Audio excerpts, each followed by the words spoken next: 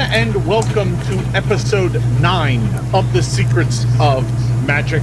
I am your host and game master. I'm Jason Bowman. I'm the director of game design at Paizo, and today I am joined, as always, by my 4 amazing cast members who will hopefully survive today's session. Before we get started, I'm gonna. It's fine. Fine. I'm sure you're all gonna do just fine. Excuse me. But we can let them introduce themselves. Hopefully not for the last time. We'll start with you, Xander. Hi everybody, I'm Xander Jeanneret, and I'm playing Ingot, your level 7 dwarf wizard abjuration specialist, and very nervous about what was just said. Just forget about it. Well, we're gonna think about that for the next 3 hours. So, hi, I'm Michelle Bradley, and I'm not gonna die tonight. Wink. I'm playing Hachi, a kitsune witch, and she has a little sea serpent dragon guy named Bug, and we're both probably from hell. Next. I'm very scared. I'm London and I'm very scared. That's my introduction. Let's move. Just kidding. I'm playing Don half-elf Magus. He's ready to spell strike some more and hopefully survive. Yeah. We're all very hopeful. And hello, everyone. I am Bonnie Gordon. I'm playing your level 7 halfling summoner. By my side, you'll always see my Eidolon Fang with me as well. And I am also excited not to die tonight, Jason. So let's continue the excitement. Onward and upward. Everyone should be super excited and hopefully not disappointed by the end. But we'll see. This is the first time I've looked at my script for the week and went, I may have gone too far. I don't know. We'll see. I'm sure it'll be fine. No, it's fine. All right. So when we last left our intrepid band of adventurers, we had 4 heroes who had traveled to the tiny town of Zaltir, sent there by the College of Mysteries in Absalom to investigate a strange phenomenon. The people in town had suddenly started developing magical powers. The 4 of you were tasked with going to this small community and attempting to ascertain where these powers were coming from, what their source was, whether or not they were dangerous, to learn about it. You traveled there, and upon arriving, quickly came to realize that these powers had kind of run amok in town. Some people were using them for rather mundane things, like growing their crops or making life easier for themselves around the house. But that was not the case for everyone. Some people ended up using their powers to, animate objects, make goats fight with one another, cause all sorts of mischief. The local merchant was robbing people using mystical powers. It was a rather large mess. However, throughout all of this, you've been attempting to track down the source of the magic. And last week, you think you may have finally come up with an answer. One small girl in town, her name Imra, was developing magical powers related to fire, and these powers continued to grow. At the same time, you also were investigating a number of burnt-out buildings in town that were burned down as part of a storm that hit the town shortly before all of this magical phenomenon began. You discovered 2 things. First of all, you learned that inside the ruins of these buildings, there were ancient pieces of stone, which you think may actually have come from the local temple or shrine to Nethys, a shrine that was also hit by lightning during the storm and subsequently buried in sand. At the same time, Imra's powers continued to grow, and you found her late the next evening floating through town, causing fires everywhere, surrounded by a nimbus of flame with an otherworldly voice issuing from her lips. You did battle with this fire spirit that was inhabiting her, and in the end you managed to drive it off, saving the young girl from a fiery fate, and the town, because she had already started numerous small fires. All of these kind of disparate pieces came together in the last moments. You took Imra back to her parents' house, and in that moment, as you were watching over the young girl, her mother putting her to bed, you noticed a number of workers returning from the desert, and they had a worried look on their face. They were burned, and tired as if they had just done a long march through the desert. This was Jackred Voss and his work crew, who were out in the desert excavating the temple to Nethys. And they said that just as they wrapped it up, a flame came soaring down out of the heavens and lit their work site on fire. This corresponds to roughly the same moment that you drove the flame out of young Imra. And I believe that's where we left off, if I recall correctly. Yes? Yes? All right. Yeah, I think Sounds so. right. Okay. Yes, indeed. All right. So, you are still at Imra's place. I'll go ahead and move us over to the map just so you know where you are in town. You're over at Imra's place there on the north side of town. She lives kind of on the north edge. The workers that just came back came out of the high desert to the northwest of town. So that is where they are all from. That's where the shrine to Nethys is located. But it's pretty late in the evening, and wandering around into the desert late at night maybe is treacherous. I don't know. What do you want to do? Jason, you opened this whole session saying that one of us is gonna die. So I think it'd be really great if we all took, everyone take a knee, let's go back to the end, regroup, get a little snack in us, take care of I know Fairel's many burns. Would love to take a nap or a rest of some kind. Yeah, you were on Ingot. fire for a while Hachi's- there. Throwing Hachi's it out fish. there. Ingot could use a rest. The battle against the fire spirit and its fire minions, right? Because it had some fiery minions with it as well. Did take a lot out of the party. You all have some burns about you, and are frankly rather exhausted from a long day, because it started with dealing with Felson late the previous night, and then spending the day kind of hunting through ruins and digging them up, and then dealing with this fire spirit in the evening. So you can easily make your way back to the Drowsy Camel. It is around midnight or so, but you can easily make your way back to the Drowsy Camel and get some rest. Go ahead and move you all back there. All right, so you make your way back. The last time you were here, you spoke with Nerissa, the owner of the establishment, and she had informed you that after last night's shenanigans, she was going to ask good old Valtiris to vacate. He had paid through this night, but tomorrow she was kicking him out. So, one last night, but when you arrive, he is not down in the common room. All is quiet. What a nice change of pace. Yeah, exactly. The past 2 nights, it has been a raucous party here with Valtiris throwing a sermon, a speech. I don't know, he was enthralling people. It's very weird. Mm-hmm. His London? charisma is not that high, so he should not be rolling this high charisma. Don has nothing but jabs for this man, so Well, you don't actually- Don would say.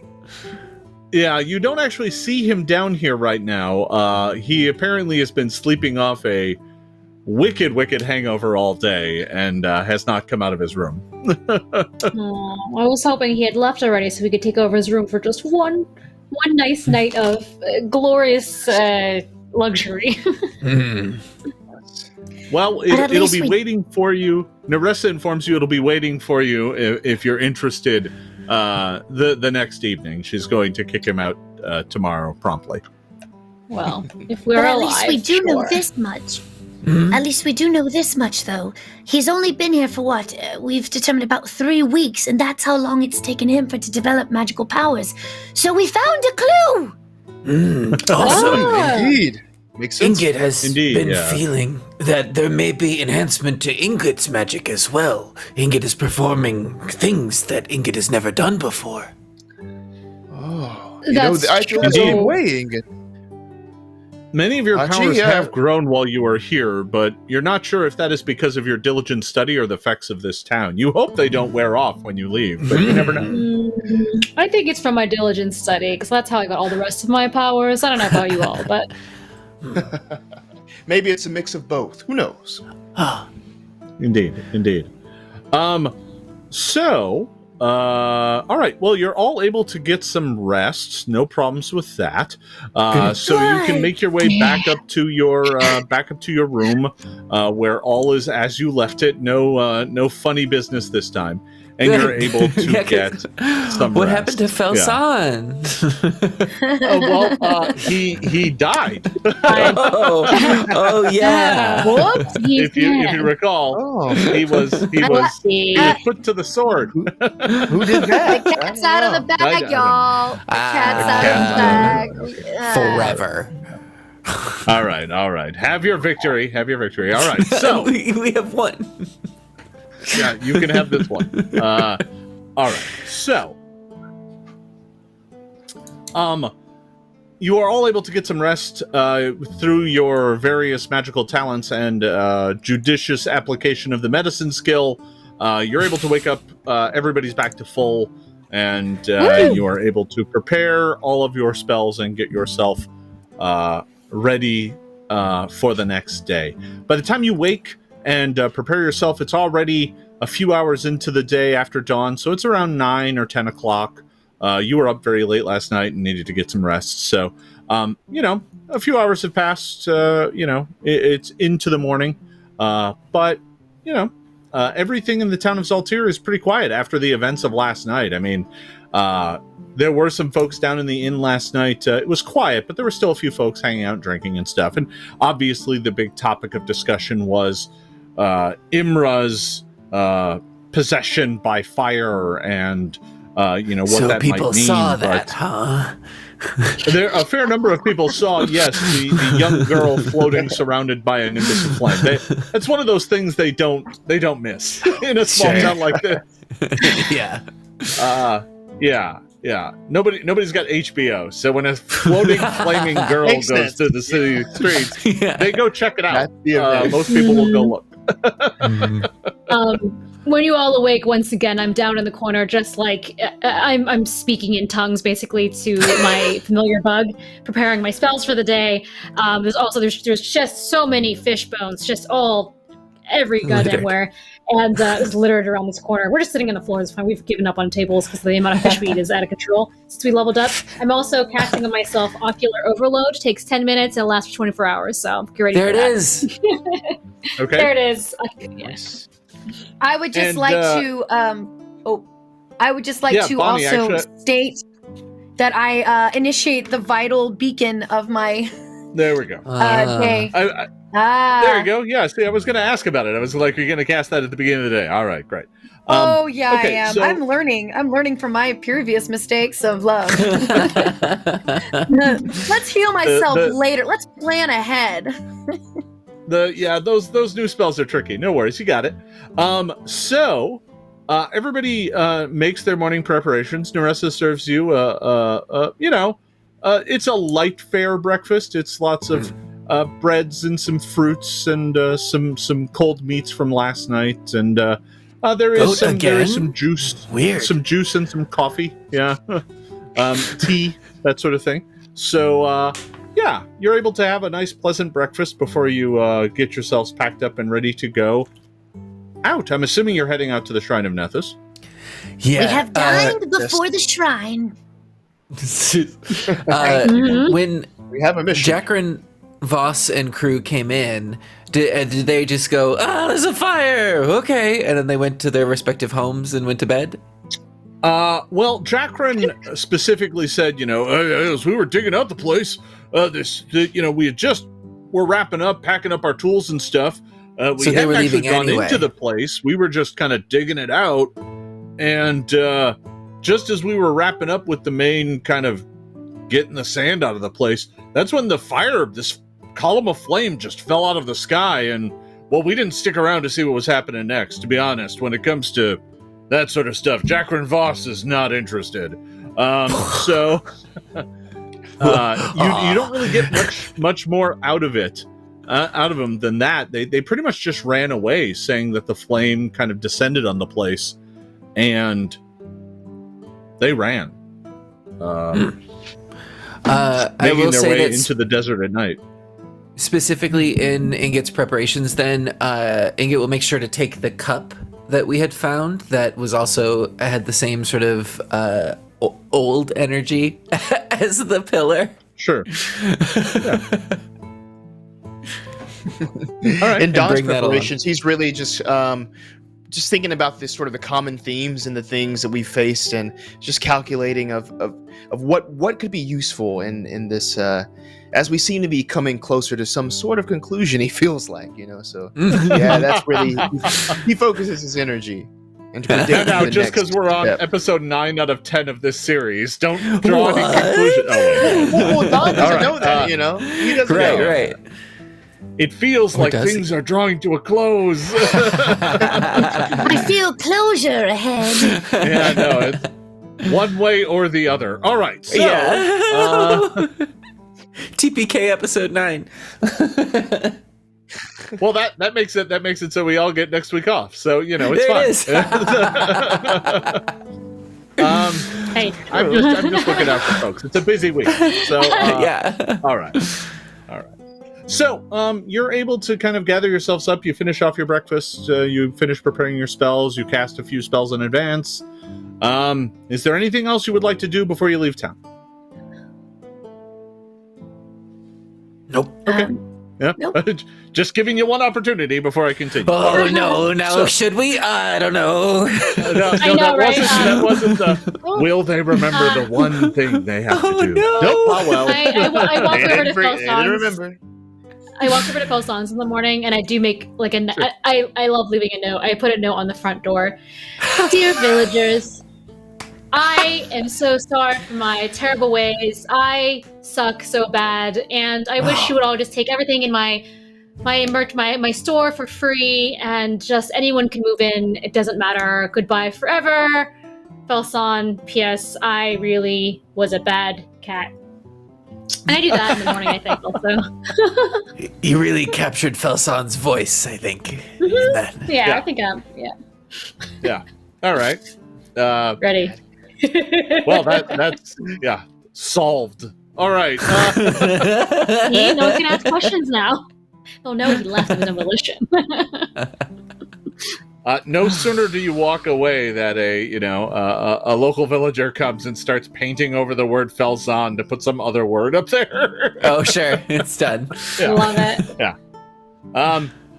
All right. So, you're able to gather yourselves up and make your way out of town. So, the journey, you've done this journey once before because you visited the ruins 3 or 4 days ago, I want to say, in the middle of your investigations, maybe 3 now. So you pack up and you head out of town via the North Road, just like you did last time. And this is the road you took to get into the town. So it's a trail that's well known to you. But finding your way to the old shrine is a little tricky. There isn't the sandstorm that rolled in kind of blew over the road that went to it, and just like last time, you kind of have to cast about a bit to find it. And it's not incredibly far from town. A grand total, if you walked straight line, it would probably be an hour or so.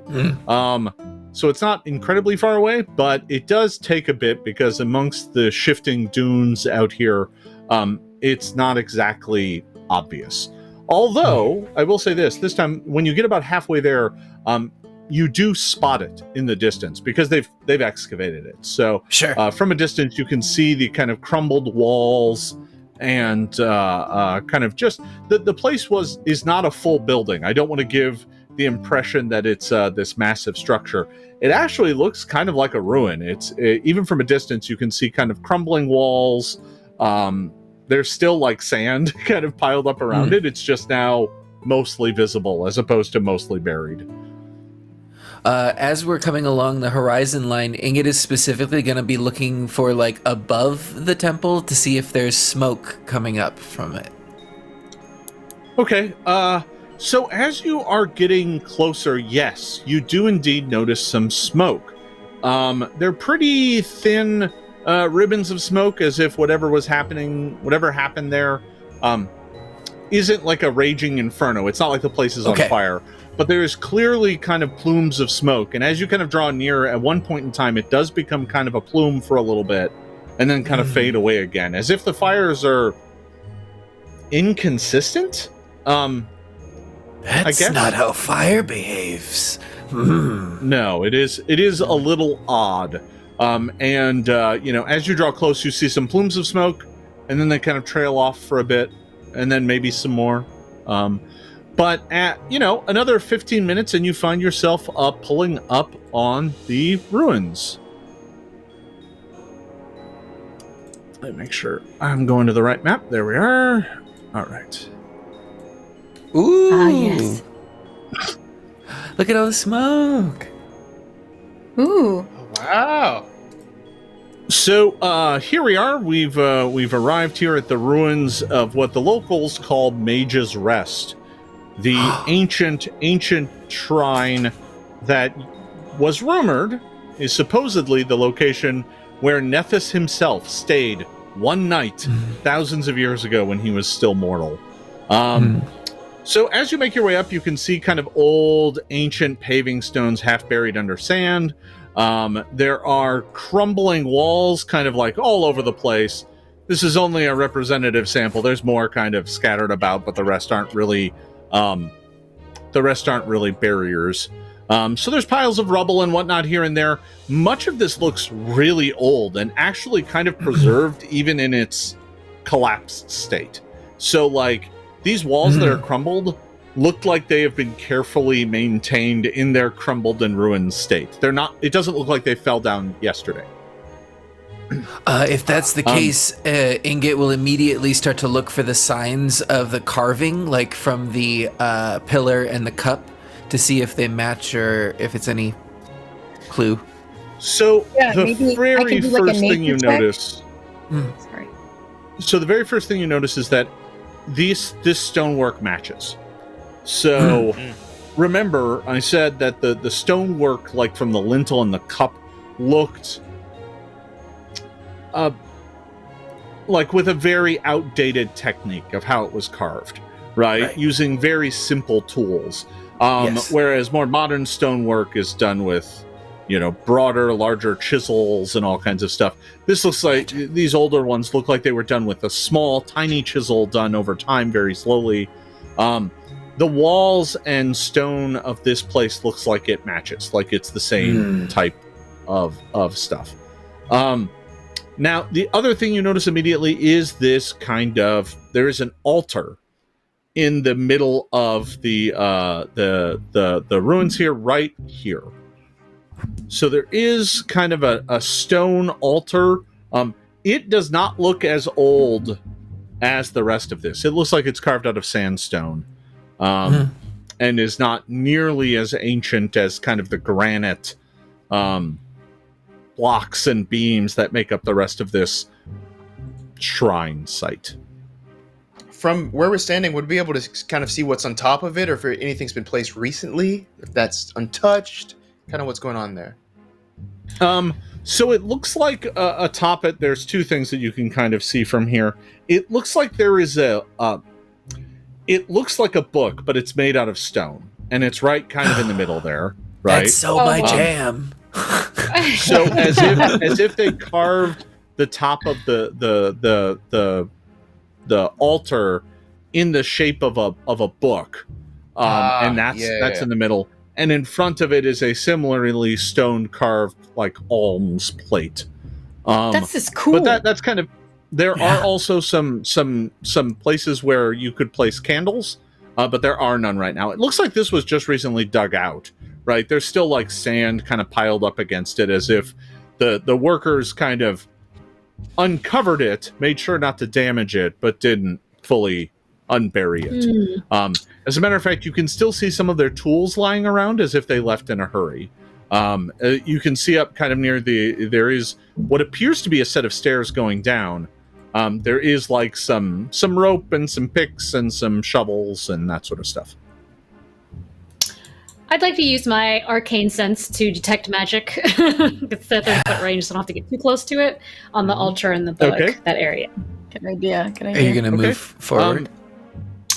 To 30 feet, yeah, I'm not gonna get too close. Let's see what that is. Oops.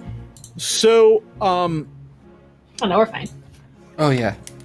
Your now that you're 7th level, you do have the heightened to 4th level version of Detect Magic, which also gives you the kind of source of the highest magic in the area. And the altar appears to emanate magic, as if it has been ensorcelled in some way. Ensorcelled. Yeah, I mean, I love that. I love that word. That's my 2 silver word for the day. Okay. So yeah, you can pinpoint it to the altar itself. The altar is emanating some magic. Nothing incredibly powerful. More like a protective warding or something. Ooh.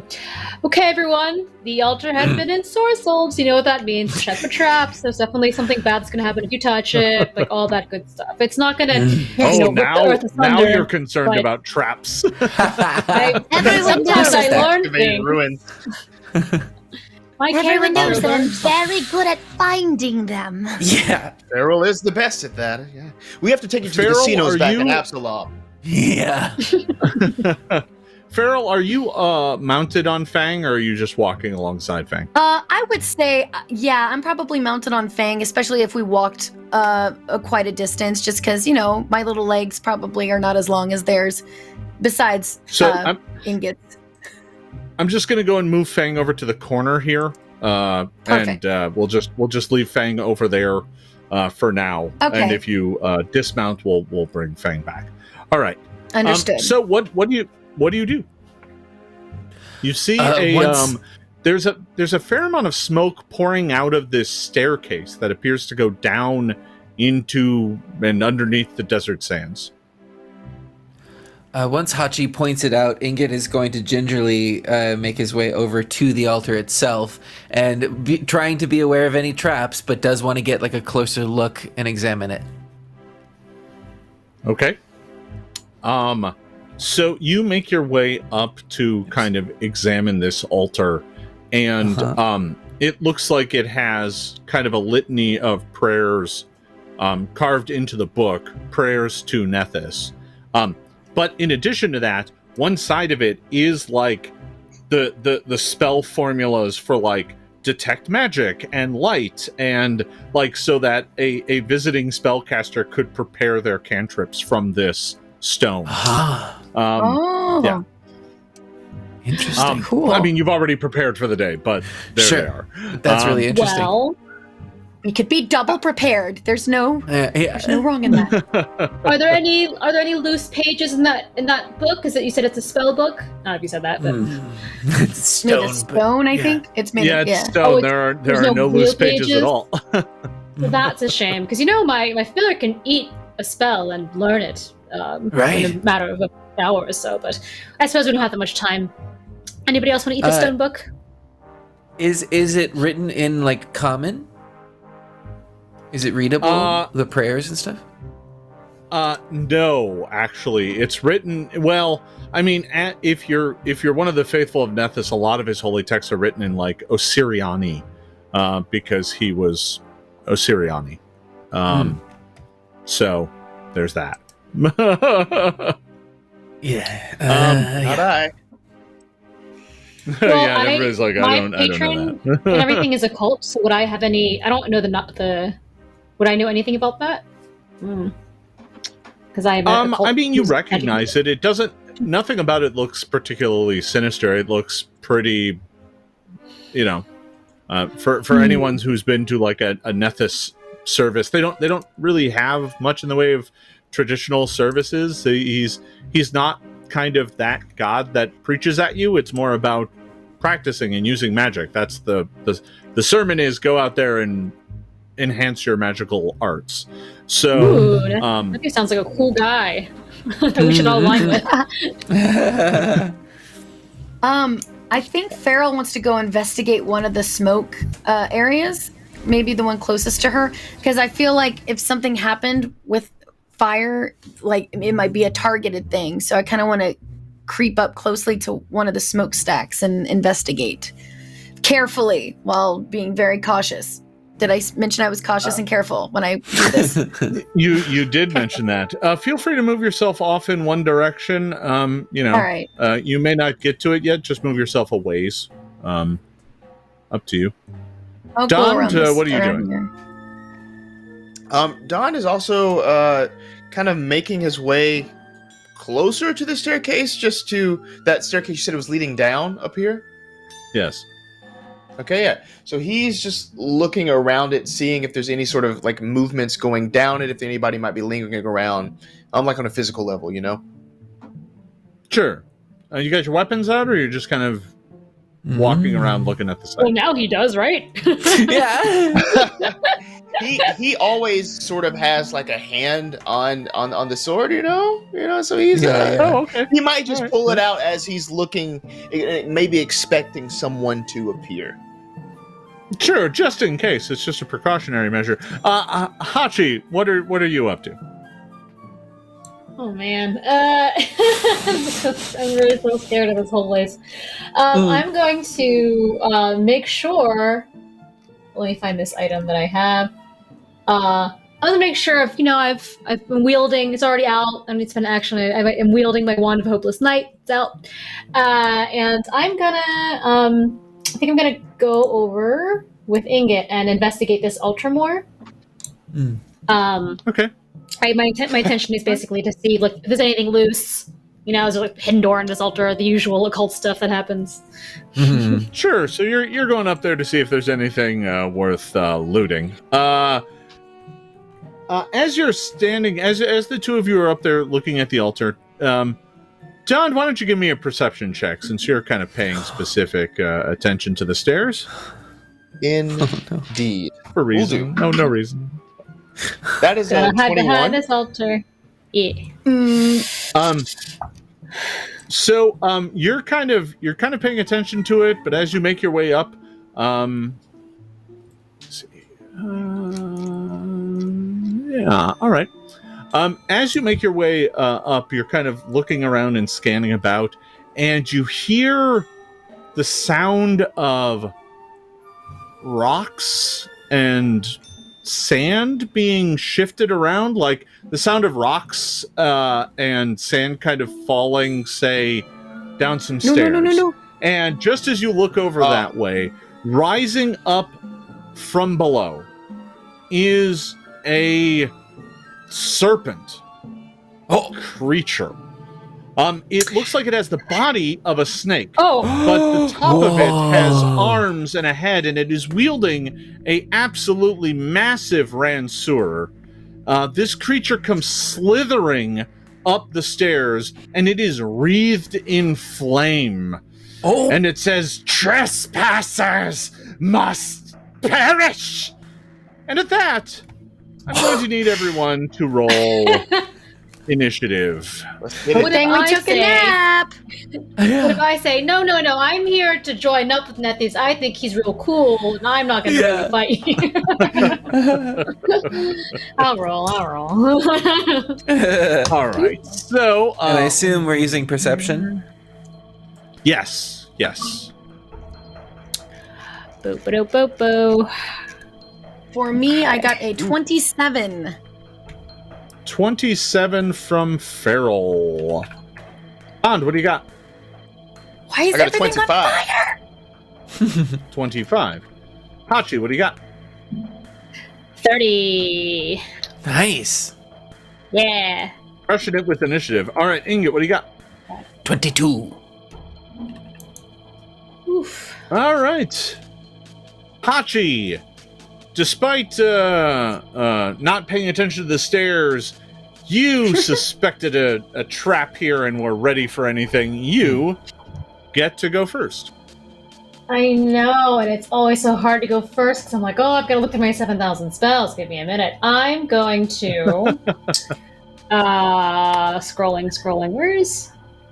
Where I know I have a spell that's like here it is. I'm gonna get within 120 feet of this little guy. I'm within 120 feet. You right? are Yes, 15 feet away. I'm way too close. I want to That's try fine. to cast calm emotions I forcibly calm creatures in the area, sending them into a non-violent state. It's a will saving throw, please. Because maybe I want to talk to this guy. Maybe we can be friends. I don't know. It's a 2-action spell. All right. It was on a waste. Let me go ahead and roll a will save here. Will save. Oh, will no. save. Fail. No. Will save. Will save. Save. Will save. I'm gonna Wait, fail. what? I rolled a 2, so Oh, that's gonna be a that's amazing. 15.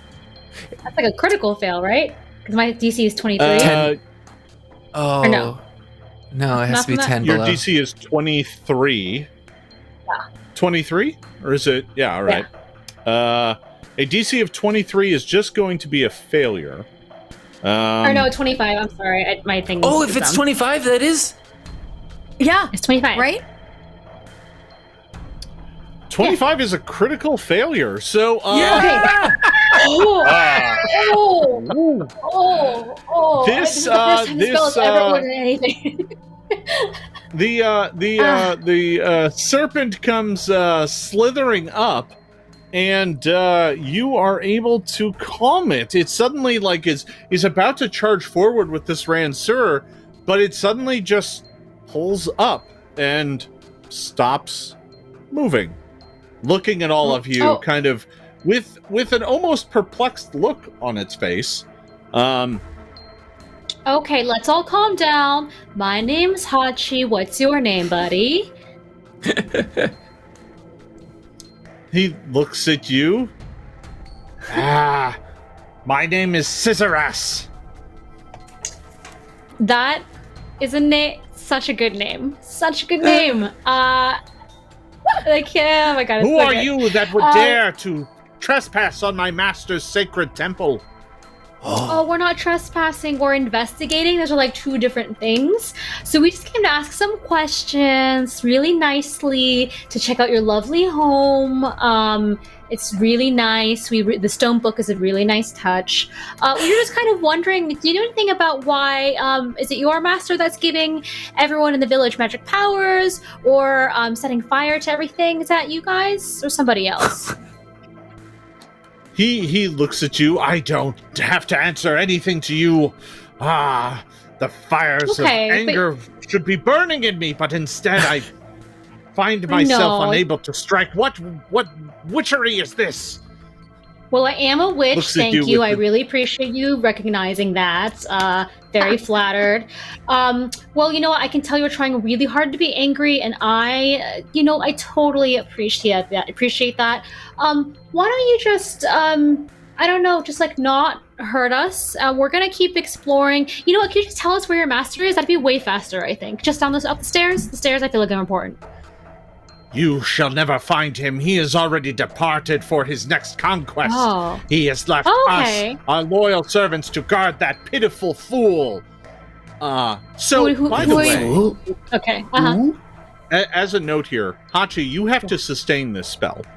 So you are part of your concentration is going into holding this spell in place, and you also know that it only lasts 1 minute. How long's it been? Like 10 seconds? So we should go. More like 30 at this point. So you've burned like half this duration chatting with him. My question is, what are the rest of you doing while this is happening? Yeah.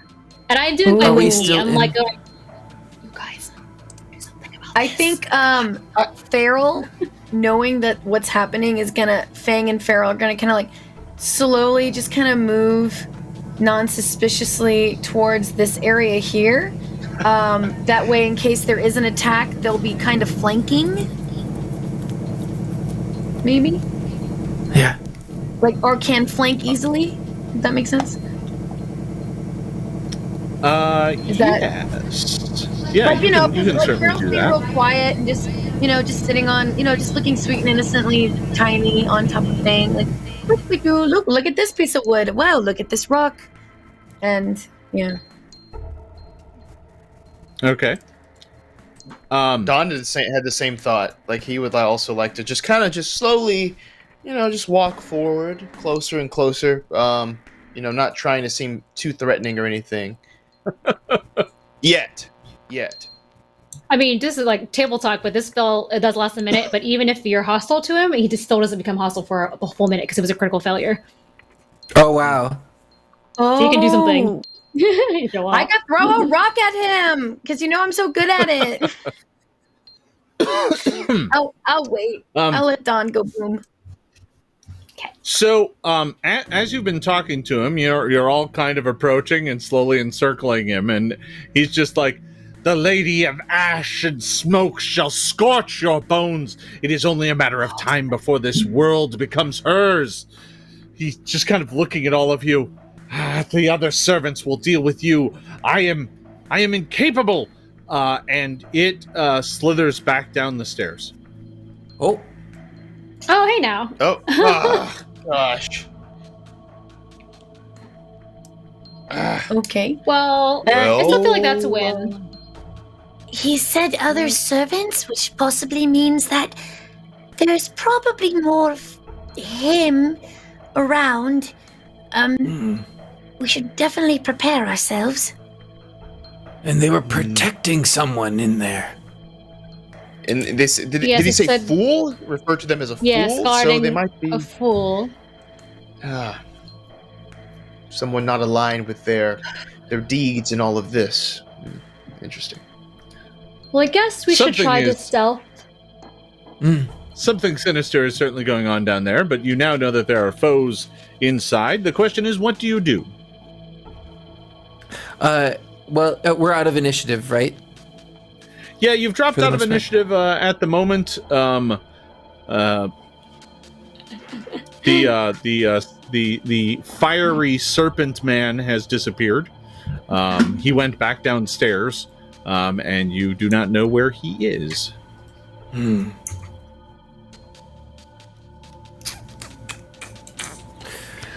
Yeah.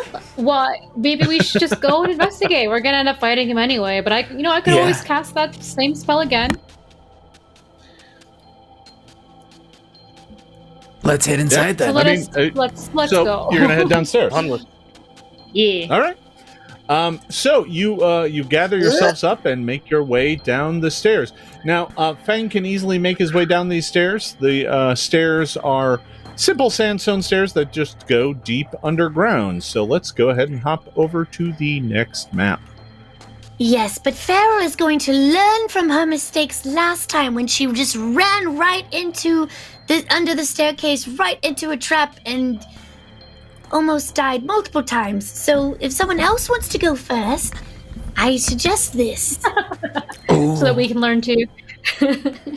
Remember the time I almost died twice? Good day. But is this to be less more specific. Fairel? I moved Fang off to the side again because you're still mounted. That's totally fine. And Fang can chill. you descend down these stairs, and you find that the chamber that you are making your way into is lit by these flickering phantasmal flame torches that are located on the wall. The chamber that you are making your way into is all sandstone, just like the stairs and whatnot. Clearly not as old as the building up above, but still very ancient. Definitely old construction. Carved into the floor is there are these two kind of large decorative patterns. In the center of each of them, kind of here and here, is the holy symbol of Nethys. You can't see that on the map because I don't have that as a tile piece, but it exists. And what you're looking at looks like some sort of prayer room. You're not entirely sure. Some area for the faithful. You don't know. But it looks like whatever happened above caused some damage, because one of the tunnels looks like it has collapsed. And part of the wall off to the east has collapsed in as well. So this area looks like it's taken some damage, possibly recently. As soon as we get close to this sort of room entrance, Ingot will sort of crouch down at these tiles and start sort of gingerly pushing them, looking for traps again, especially at the entrance. Yeah,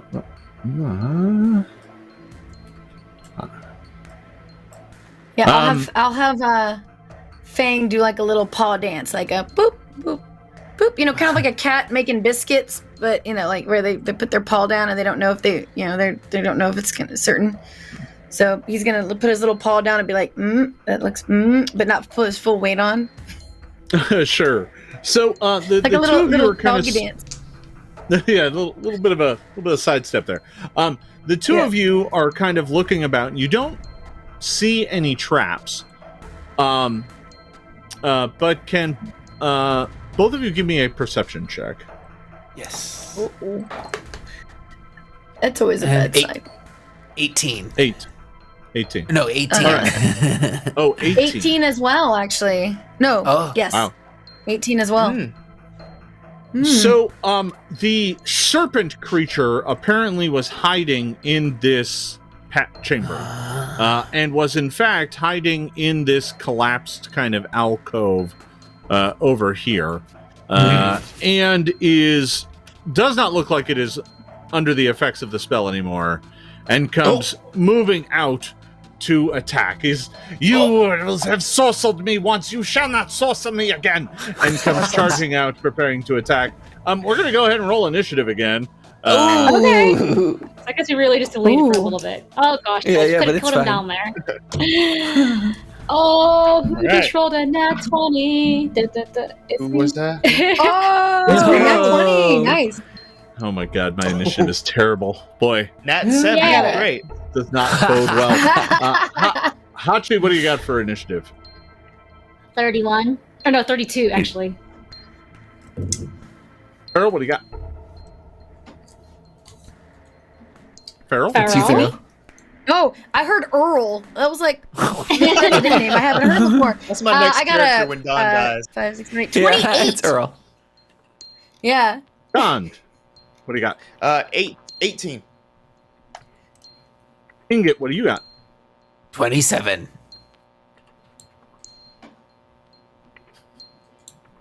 Still bad. Hachi, you get to go first. Yay! Oh gosh, it would be so funny if we just did the same thing and then it happened again. He's in the next room. We just keep bringing One him way to along. advance through the dungeon is just constantly calm I love the it. enemies It's like- until there's no more dungeon left.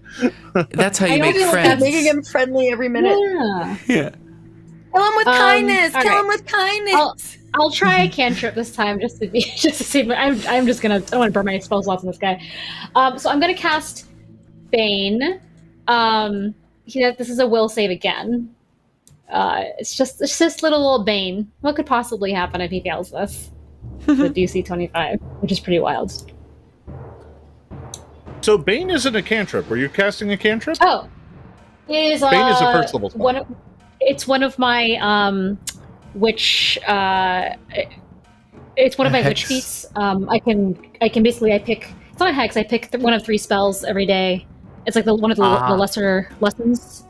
Yeah. Oh, I see. Okay. And it acts This like a is cantrip, this is a spell that you get access to. Okay. All right. So he is. Let's see. Okay, so this is going to emanate out of you. So you don't cast it on the bad guys; you cast it on you, and it just like how the protective ward grows around Ingot, Bane will grow around you, and bad guys in its radius take a penalty on attack rolls. I love it. So in that case, I'll move first and then cast it. How's that? So that he's in my 5-foot cone of Bane. That's 5. Ugh, that's 10. I get right up next to this lad. Not fearing for my life or anything. I'll get in this corner. How about that? All And I right, just so go. there Nice. is your aura of Bane. Perfect. So we'll keep that on you, and that is going to possibly give him a penalty. I need to make a will save. Let me go ahead and do that. 1 second. Did not have too much Sorry, luck my with the audio first will just save. Had equally 2 bad luck with seconds. this will save. A 16 is bad, so Not a that is a crit. failure. So I'm going to be taking the penalty. All right. Great. That I think that's the end of Hachi's turn. Next up, Fairel. Yes. Okay. Initiate. Act together. All right. I'm gonna move up here with Fang, just to make sure Hachi's out of the way, and shoot a lightning bolt at this creature. Let's see. Oh no! I do. I know. All right, so I'm going to need to make a reflex save. Let me go ahead and make that as you throw a blast of lightning at me. Bolt. Oh. And I rolled a 19, which is going to turn into a 35. I could not roll a will save to save my life. I literally was rolling 2s and 3s, but for this one I get a 19. So I believe that's going to beat your DC by 10. It'll be a critical success. Yeah. So as the lightning comes streaking at him, like a snake, he just kind of coils around it, dancing to one side and the other as the blast flies right past him. Okay. All right, so that was Fang moving and you casting a 2-action spell. You still have 1 action left between you and Fang. Yes. I'm not close enough for a melee attack, huh? Because I need to be closer for that. No, you would need to be adjacent. Yep. Shoot. I'm going to move closer to flank him.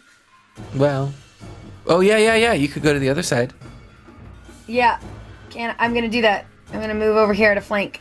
Oh, right? Well, no, it would have to be above. It has to be directly. Yeah. So you go moving up to there, and I haven't gone yet. Okay, yeah, no, we're all good. All right. Yes, you go move to there. It's great. It's all perfect. All right, next. I'm flanking his flank. Ingot, yes. Ingot is going to do the 1-action protective ward, and then also will again stomp on the ground, and a gem pops up and starts floating around, and Ingot will touch the back of Don's coat, and this gem then attaches to Don and starts whirring around him, protecting him at various erratic patterns. This gem has 10 HP. And if it gets it can get hit instead of Don, and when it explodes, it'll do damage once it's done. Right. And what's the name of that ability? Shattering Gem. Shattering Gem. All right. Okay, so you put on your ward. I'll let you put the aura around you, and I think I did. You begin to protect Don. Very good. Thank you. Speaking of That's which, Ingot's turn. Don, it is now your turn. Okay, cool. Don is going to move forward a little bit over here, right in there, and I'm going to let's just start it off big. Let's spell strike with one of the new spells I prepared. This will be with Ray of Frost at 3rd level. Oh boy! Yay! Noticing a pattern. Let's see what happens. Hooray! Also, cold-blooded. Literally. So that is 27. A 27 to hit does hit. Okay. Barely. Got you. Okay, noted. All right, so that is so 9 plus 4, 13. 15 from the sword, and then the Ray of Frost would be 1 second. So the Ray of Frost, because it's now a 4th level spell, right, is going to do what? 4d4 plus your ability mod? Yes, exactly. Solid. Mm-hmm. Oof. So 4d4 plus 3. So that is 6, 9, 10 plus 3, 13 plus the 15 from earlier, 28. So right? 28 points of damage. You slash out at this thing. Your spell strike hits home, dealing 28 points of damage. When the cold hits this thing, the fires around it dim and hiss and sputter, and it takes additional damage. So that is going to do a total of 38. your blade slams home, and the salamander winces in pain as your blade bites into it, and it looks at you and says, "I will kill you first." And in fact, it is going now. Hey. Bring it on. So the first thing it is going to do is, let's see here. It is going to.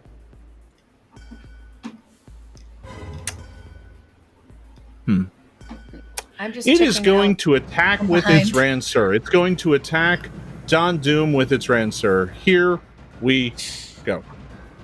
But he gets a -1 to his attack because of my bane. Oh my god. I rolled a 2, Hey. which is going to turn into a 20, which is going to miss. Yeah. Yeah, that's significantly less good. For its second attack, it's actually going to try and strike Don Doom with its tail. See if that can land. Armor class 24. That was a slightly better roll. Does a 24 hit Don Doom? Is there any bonus from the? Oh, you know Well, what? It's a 23 actually, Because of bane? Yeah. because of Bane. Bane. Does it hit you? 23. In that case, let me see. I'm not in any sort of protective ward, no, right? Not yet. No. No. But that hits. you 23. Okay, so 23 hits. if a strike would hit, it might hit your gem instead. So it's a DC 11 flat check. All right, gotcha. Let's On a see. success, the gem blocks the attack. 18. Yeah. So it's successful. 18 is a make. Yep. It'll block 10 points of damage and explode. Okay.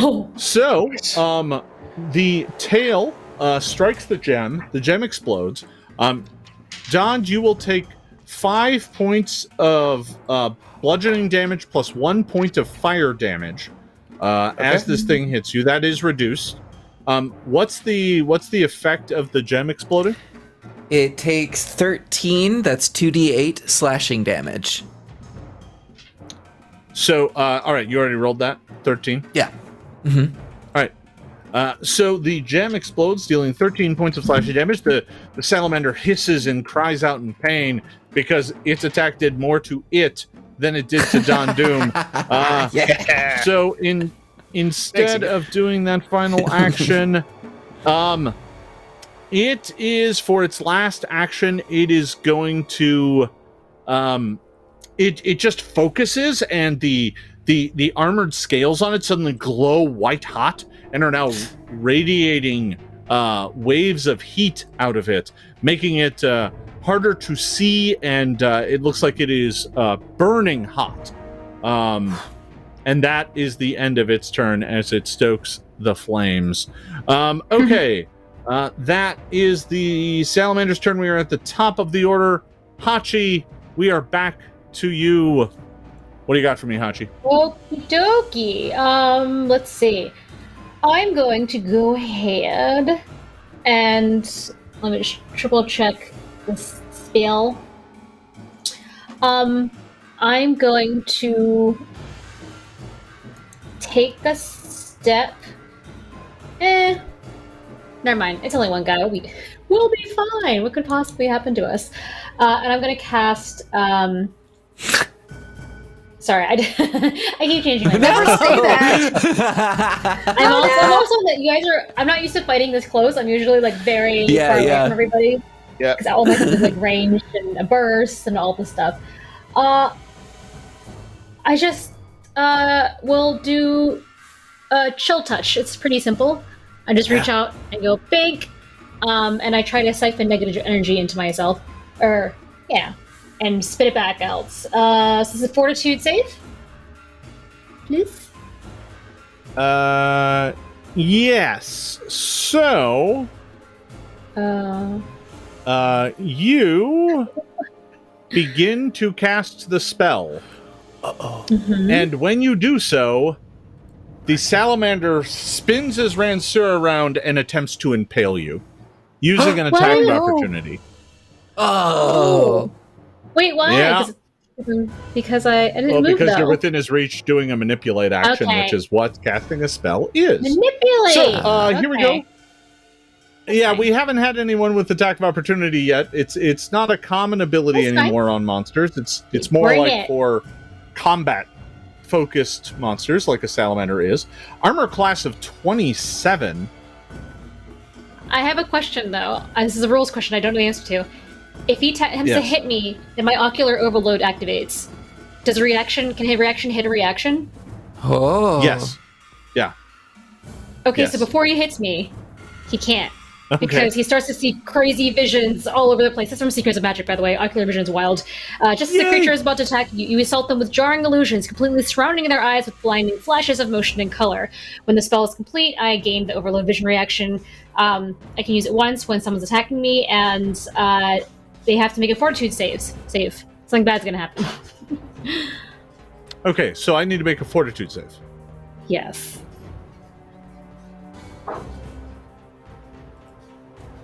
$28. Okay, that I'm a 25, so he does speed it, but he's still dazzled until the end of his current turn on a success. Wow.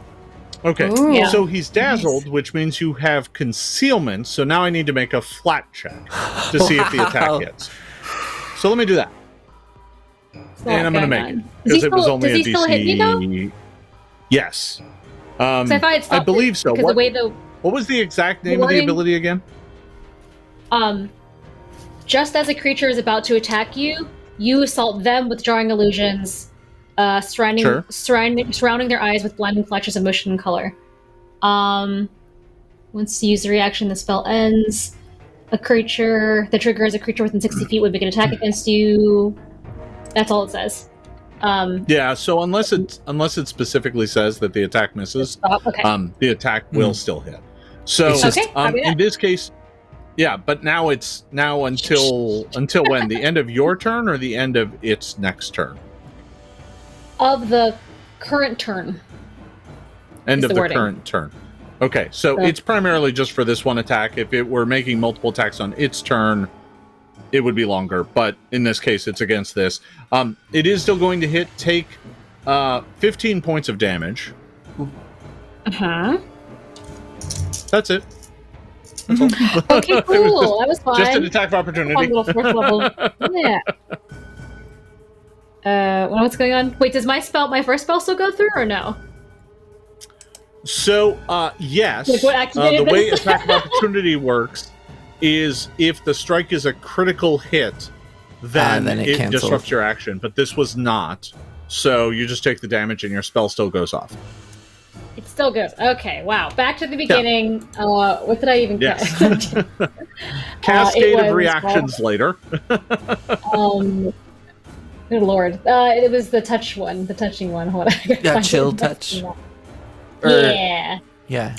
Yes. So you will need to make a attack roll, a spell attack roll? It is just it's a fortitude save actually. It doesn't say I need to do anything to hit.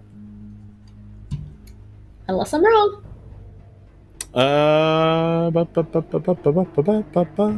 Basic fortitude save. Yep. Here we go. Yep. Okay. A 21 That's is my gonna one. fail. Oh yay! And it's such little damage. Also, by the way, it's just like a little baby spell. So that's my spell casting modifier. Let me scroll. So much scrolling. So for you, that spell's gonna do 4d4 plus 4. That's because it's Yeah. heightened. Yeah. Yeah. Oh right. Okay, one. It's And pretty it's good. negative damage. It's not cold damage, even though it's called chill 4, touch. It's chill to 6, your 7, soul, 8, not to your 9, body. 10. 11 plus 4. You said. So Yeah. 15. So 15. All right. Yeah. You reach out and touch the salamander, and its flesh withers and turns gray in the spot where you touch it. It hisses in pain, but it is still up and fighting. I Hachi, have you one still more have action. one action remaining. I know it's probably not going to do anything, but yes. So you have to concentrate on the Bane spell, and if Oh, you right. do, Right. the range increases by 5 feet. That's right. Okay, I'll do that instead. But also, do they have to do another saving throw? Or no? Against Bane? No, he already failed. No, so he's taken Just in Bane case as anyone long as new you comes keep it in up. the room. Yeah. Okay, that's my turn. It also makes it so that he can't just step out of it and make his attacks, right? The bigger it is, the harder it is for him to get away from it. Okay. So that was Hachi's turn. Next up, Fairel.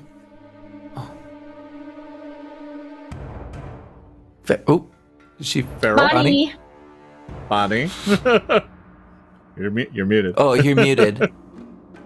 I was looking at my rolls, seeing if I can do this together. So I want to use one of my new abilities, which is Tandem Strike. But while I'm doing it, I want to initiate Gouging Claw as one of my cantrips, because what I do is I want to have Gouging Claw, and I want to attack with Fang, both of us clawing together using Tandem Strike. While initiating act together. Okay, well, Tandem Strike is a 2-action ability that you and your Eidolon each attack. So together. You both make a strike. Both attacks count towards your multiple attack penalty, but the penalty doesn't increase until after both attacks have been made. What was the other ability you want to try and use as well? I wanted to use Gouging Claw, turning my hand into a claw and clawing at him. So I'm a little too close to everyone to put. I don't want to hurt anyone else with things that I have. I think that's not going to work because Tandem Strike is a 2-action thing. Gouging Claw is a 2-action spell. You can't just mush them together. It doesn't work like that, right? If Gouging Claw lasted for a while, you could do it. But Gouging Claw is you turn your hand into a claw swipe and then it turns back immediately. Okay, then that's what I'm gonna do. Yeah. I'm gonna do Gouging Claw and then have Fang attack. Sure, that's fine. Okay, so one of you will take the multiple attack penalty. That's what Tandem Strike doesn't prevents. do. You and Fang have very rarely attacked together. But in this case, if you do that, one of you has to take the attack penalty. But you could also do Tandem Strike instead if you want to attack with a weapon. I don't know if you have one out. I have a short sword. Yeah, let's just do that. I have a short sword. My halfling sling staff is a ranged weapon, and I'm not far enough to really use that. Unless I want to just hit him over the head with it. So for one action, you draw the short sword, and then you do 2 actions to Tandem Strike, and that's pretty much going to be your turn. So both you and Fang can make an attack. Understood. That sounds great. All right, this is me. Huh? Ooh, 16. 16, even with the flank, is not gonna do it. No, that's gonna come up well short. Rolling an 8. Okay. Not gonna Obviously, cut it Fairel doesn't use her sword often. It's a little clumsy in her hand. Oh, come on, Fang! Really? Oh no. 17 total. Yeah, no, that's not gonna do it either. No. Nope. I'm sorry. Those are some terrible rolls. So you slice and dice towards the salamander, but its very thick, scaly hide manages to repulse any of your attacks.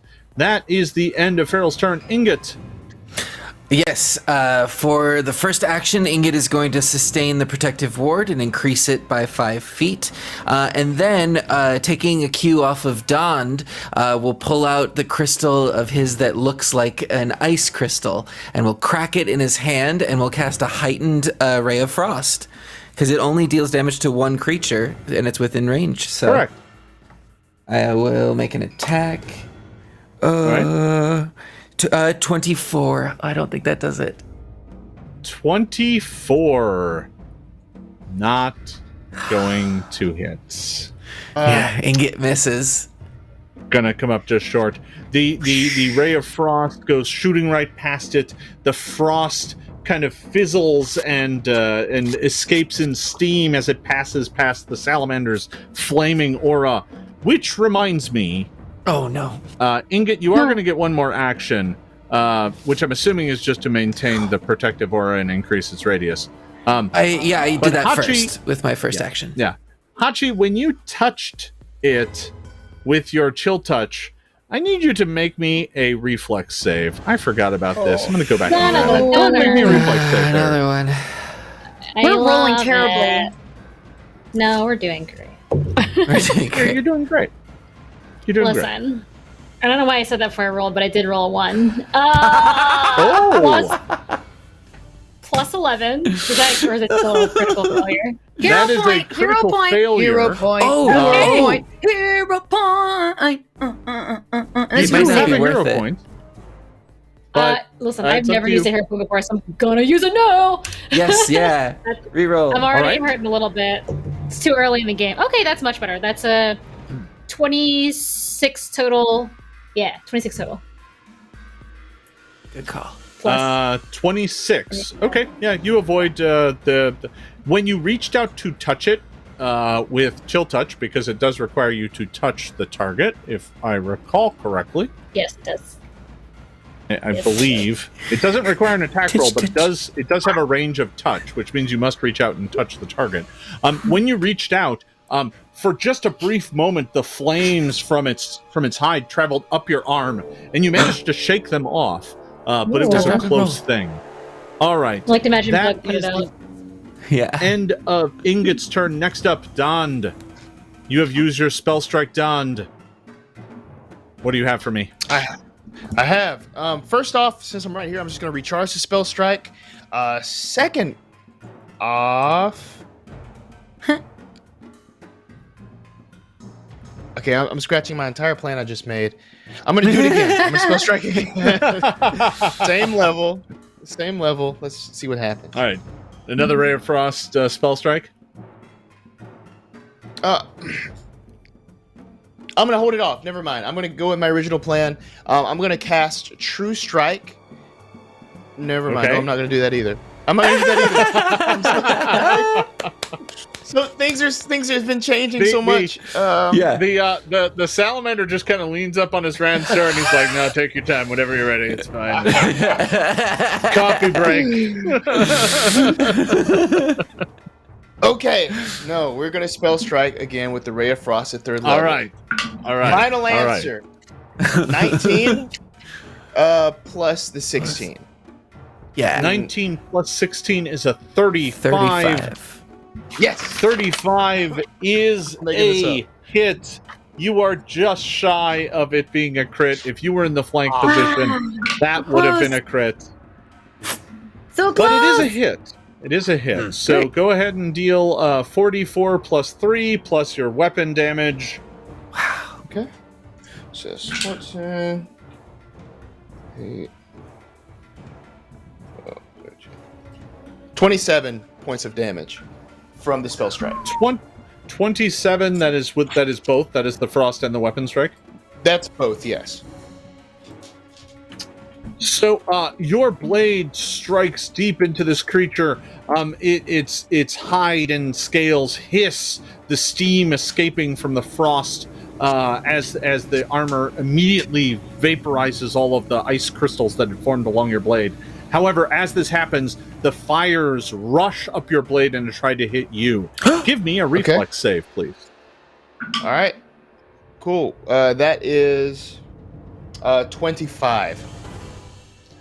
25 is just enough. Phew. Boy, this has been a battle of inches. It has literally been by one multiple times here today. So you managed to avoid catching fire from its flaming scales, and it is now the salamander's turn. It is very badly hurt, but it is not going to give up the fight. It knows that failure brings a penalty far worse than death, and it is going to strike out at Don Doom. It's going to try and strike you with its tail. Let's start with that. Okay. Don is the one dealing massive damage to it, so it's going to attempt to grab you with its tail. Here it goes. Armor class 24. Again, this is by inches, just hits.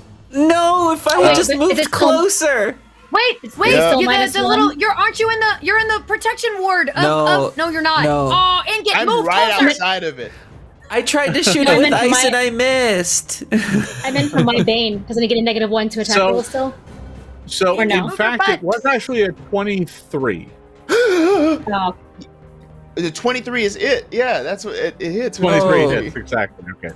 Yeah. Oh, Yeah, meaty so beady. now it is literally by the radius. You didn't... Dang it. Ingot you did increase the radius on your turn?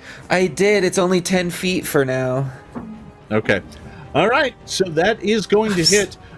Take 10 points of damage plus 4 points of bludgeoning damage, or 4 points of fire damage, Don. So 14 total. And then, with its second action, it grabs you. You are now wrapped up in its tail. Its burning tail now has you surrounded. Oh no! Okay. Got you. And with its third action, it is going to constrict you. So it crushes you with its tail. Oh, that is going to do... that is going to do a grand total of 12 points of damage total. Some of that's fire damage, if it matters, and I don't think it does. So yeah, you are crushed and scorched as this thing tries to squeeze the life out of you, but it looks very badly hurt. It's trying to like hold the rancer at your neck, and it looks to the rest of you and like, back off or he gets it. Oh no! Hachi, it is your turn. Okay, I don't like that. I'm gonna do a little teensy-weensy step here. So that I have a straight line that does not hit my companions, and I can cast Grim Tendril. To do this, they must make a Fortitude save, please. So, let me just double check here. I really want Hachi with a tentacle holding this thing, with the thing holding it, holding Dond. Like, it's a little serpentine hug. Yeah. Thing. So, okay. Yes? So when you begin to cast Grim Tendrils, I believe that is a spell with a somatic component. So it is going to reach out and strike at you with its Ranseur. Here it comes. The tail is occupied, but the Ranseur is not. Armor class 32. Ooh. Hits. Is going to hit. Is that a crit? You are in the ward. So actually, hold on. It's a 31. Protective and you ward. are in the protective ward. Oh, I got you. Oh, yes. So the AC is a 22. Cool. Oh, I got you. So I missed right? once again. Wow. By one. So important. All right. This is crazy. So, instead of taking 52 points of damage, you only take 26. Oh, guys, I'm not doing hot though. I gotta get. This is what I get for getting in melee. This is like close seriously to the me. first time. Get close to me and touch me. Touch me. That sounds weird out of context, but just touch me. Okay. Give me a hug. Good lord. All right. So That was I close. guess All I right. continue with my action. That's still a fortitude Yes, save because for. it was not a critical hit. Yeah. Yeah. Oh yeah, if it had been a crit, you wouldn't have gotten the spell off either. It's That's true. right. It's all true. All of it. So yeah, fortitude save against a 25, please. Fortitude incoming. For Grim Tendril. Fail. I love it. Something good's Rolled happening. a 5. Feast or famine for my Wow. dice tonight. Okay, so that is going to be. Let's see. The negative damage increases by 2d4 for heightened and persistent. Okay. So 4, 5, 6, 7, 8, 9, 10, 11. Plus 1 force damage. So 12 total. I'm sorry, I'm looking at the wrong thing. Yeah.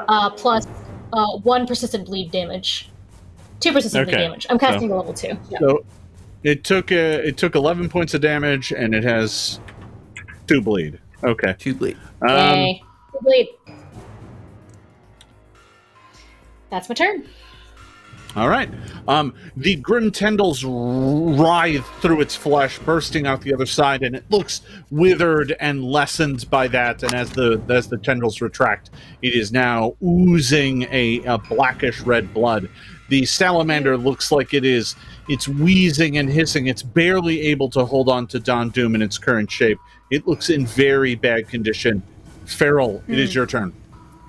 Yes, very little people know this, but Fang actually really likes Don Doom and is pissed when the salamander wraps his little tail around him and he's like, no, that's my friend who almost dies all the time with me.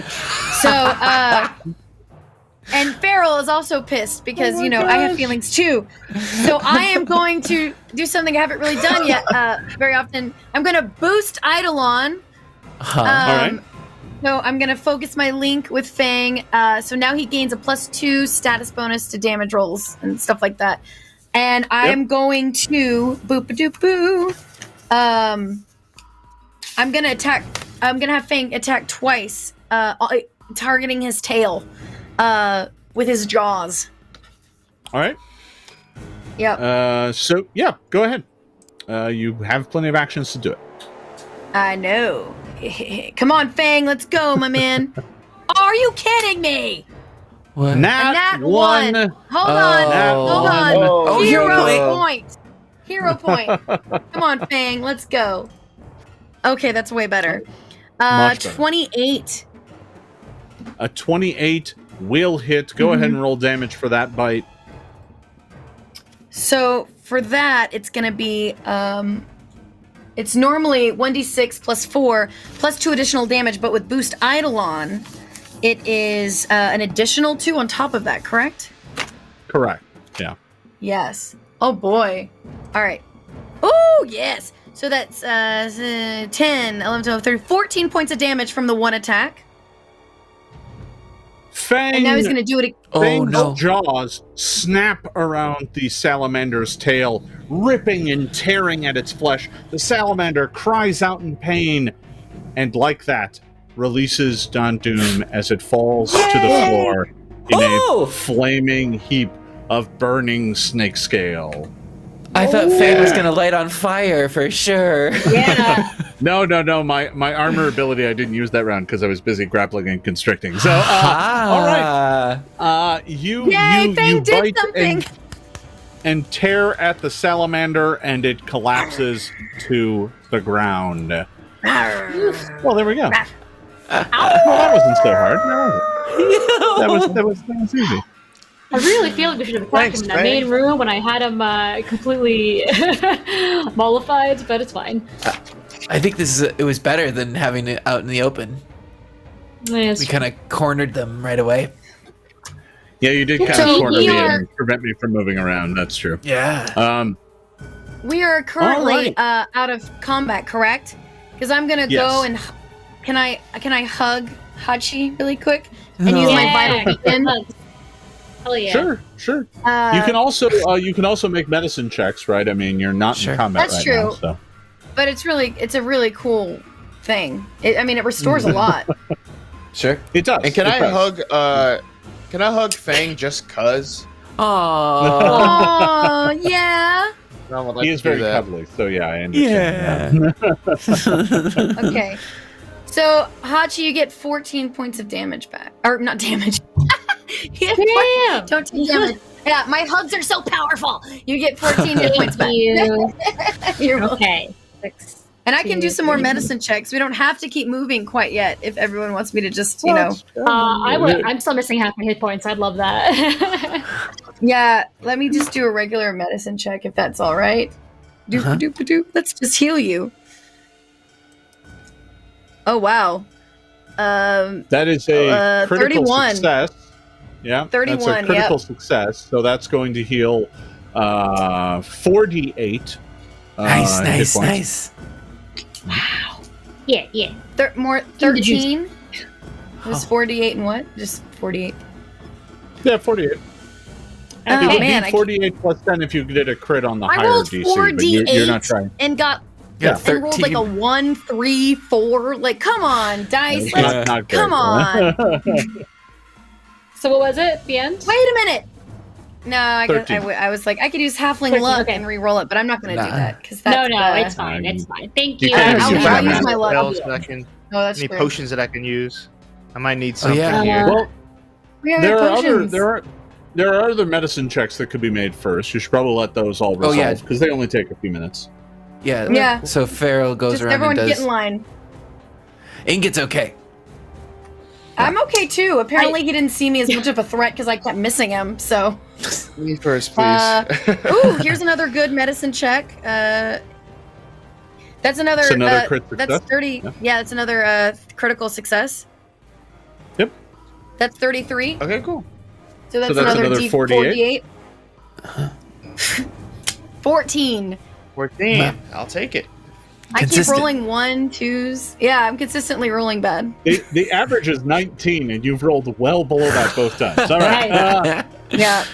Look, let it Can I never roll be more? said You look- that Fairel is above average. Anything. I need 14 points of healing still. Can I get one more? Can I do So another you medicine gotta do check? more. You cannot Can't do do it another twice. medicine unless you're willing to wait an hour.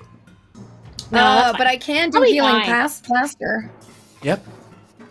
Well, Or the I healing can just plaster is cast what heal. allows you to make medicine checks. Yeah. So Yeah, that's Um, true. I can do a you're heal at- spell. you're at the point now where I you won't get either have to greedy. burn some spells or some potions or some wands or scrolls or something, or you have to wait. Mm, That's your choice. I Tip to feel you, great Hachi. about this. No, I'm good. Let's go. I have other stuff I can use in battle. It's easier. I All right. But you can also hug Fang for like emotional healing if you want to. Yeah, I hug Fang. Bug doesn't like it. Dond, are you Yeah, full yeah, up too? I'm not Are you full still up. hurting? I'm just wondering if it's worth a potion. Ingot I'll- does have one if we need it for moderate.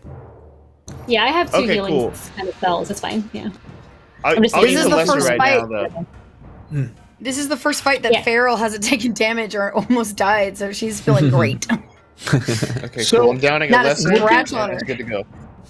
So looking at the cavern before you, there is smoke in this place. It is floating along the ceiling, and it looks like it's coming from this passageway.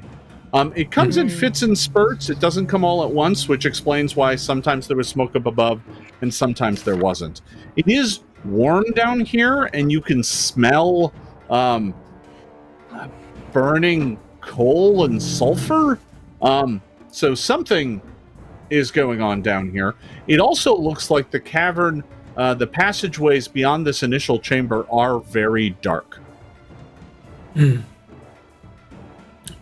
Exploring the one that's over here, the like collapsed tunnel. Does it Yeah. look like it was a recent collapse, like in the this fire explosion type of thing, or has this been like this for a while?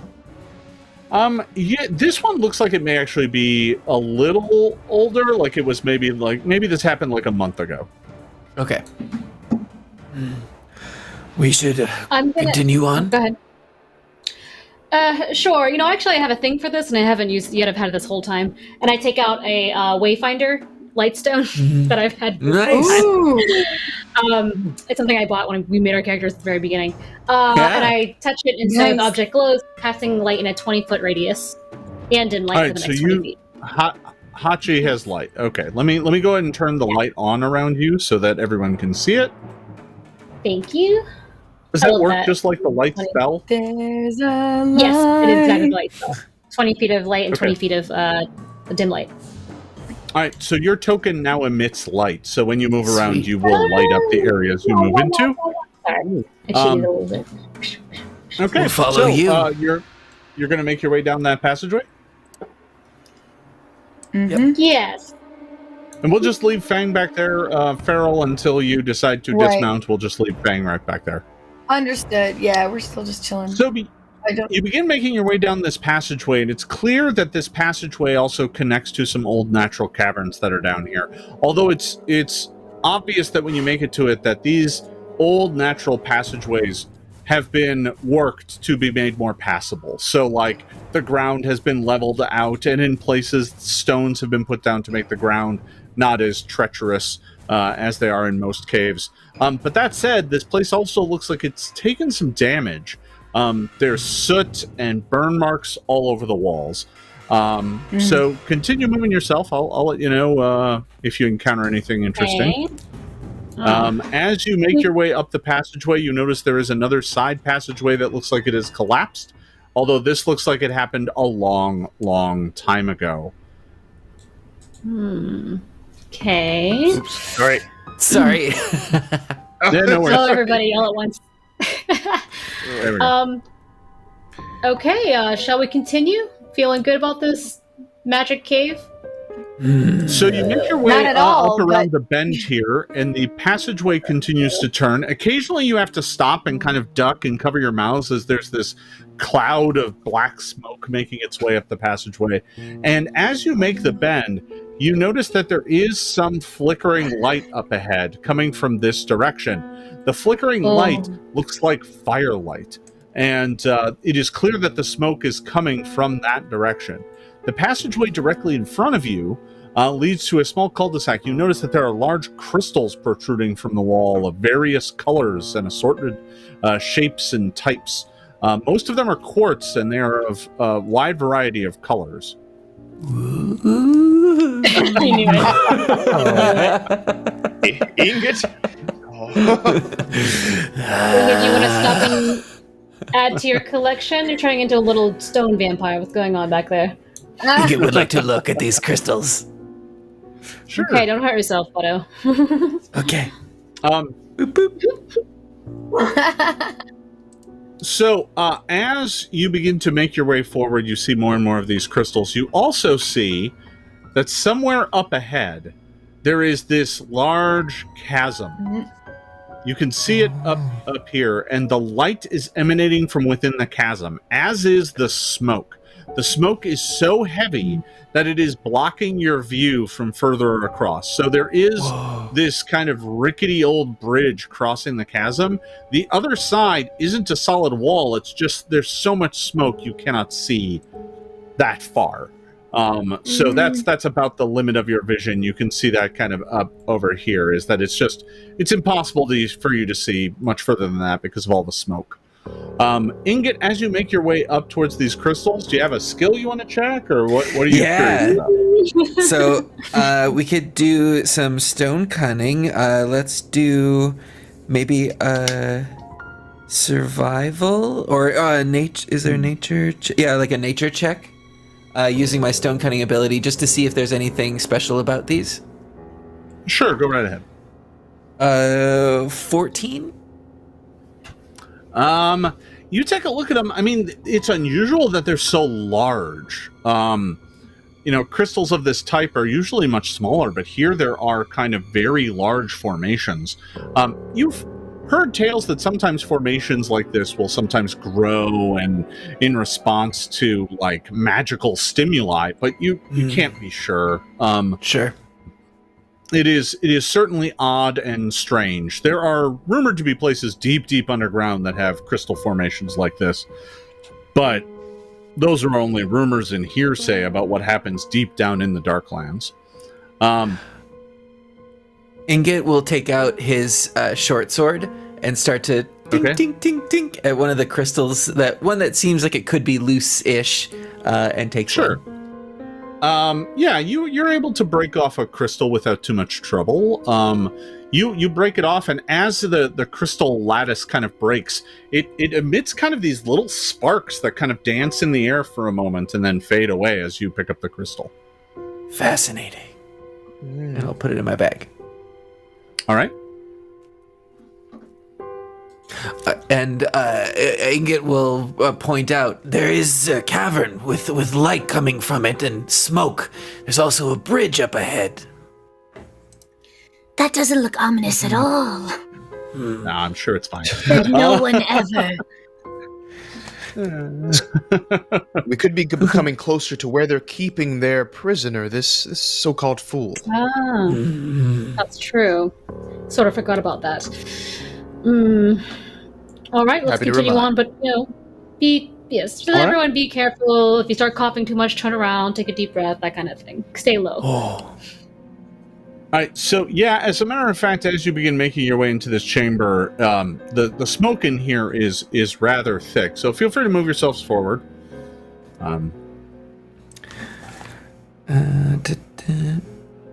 Ingot will be right next to Hachi.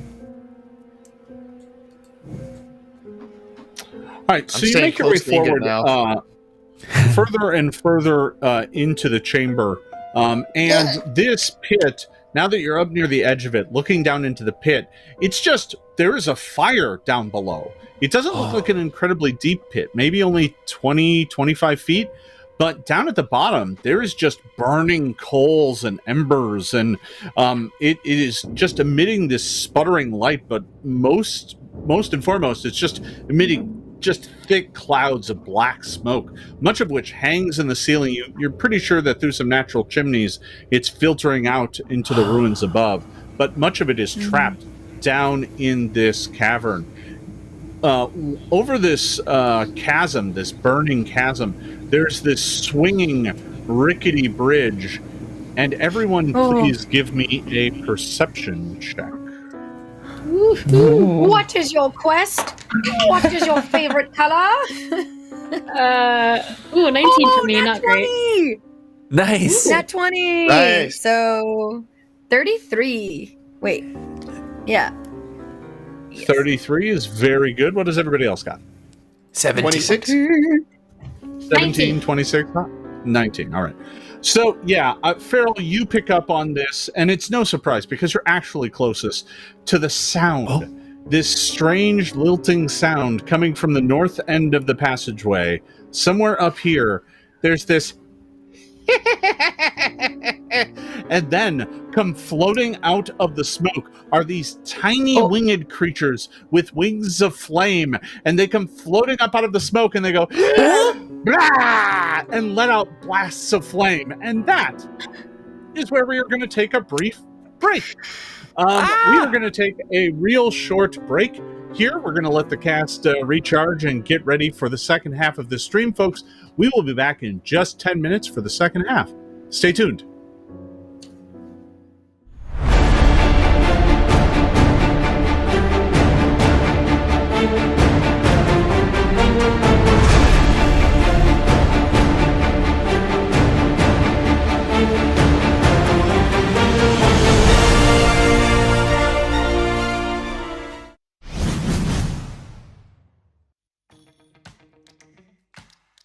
Centuries ago, the Stellar Flare, a science vessel researching the strange dimension known as the Drift, crashed on the surface of Akaton.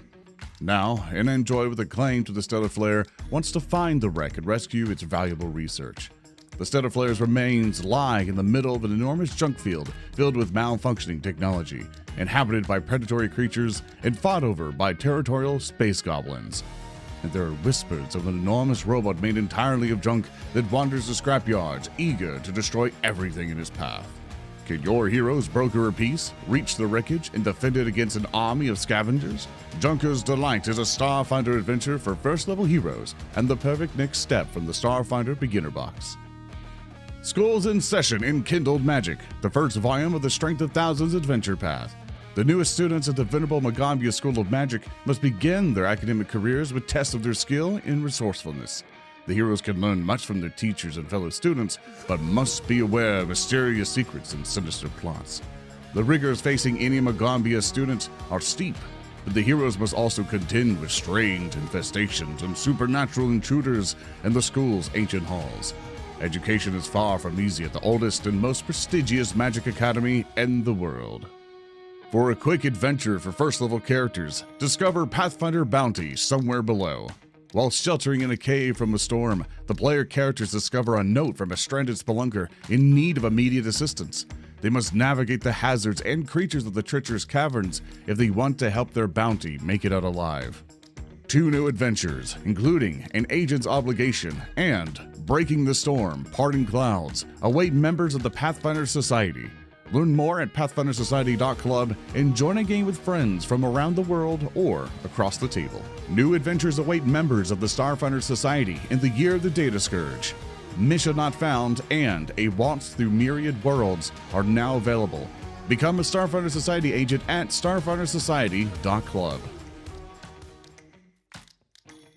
Whether the heroes are exploring the world-spanning woodlands of a living planet or racing inner cycles between giant trees in a dangerous high-speed chase, Starfighter Flipmat Forest Moon has you covered. Key aliens and NPCs from the Fly for Your Die adventure path come alive on your tabletop with the Fly for Your Die Pawn Collection, featuring more than 100 creature pawns of an alien, NPC, or starship from the campaign, including Edgecore bounty hunters, the Golden League's assassins, rival starships and their crews, and dozens of unique creatures. This 27 by 39-inch double-sided combat map features 2 different islands for use at your table. Don't waste your time sketching when you could be playing with Pathfinder Flipmat Bigger Island. You'll be ready next time your players make landfall.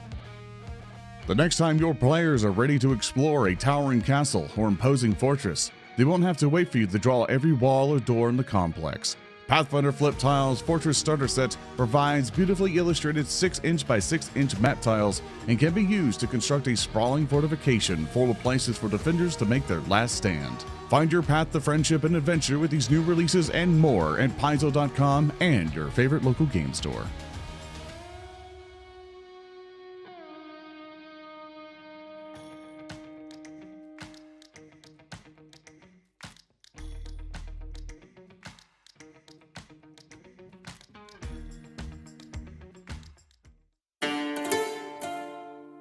The games we play are the stories we create. The fortress doors swing open. Every story is unique. And the sound of war drums rises. Sometimes our stories come to us when we least expect them.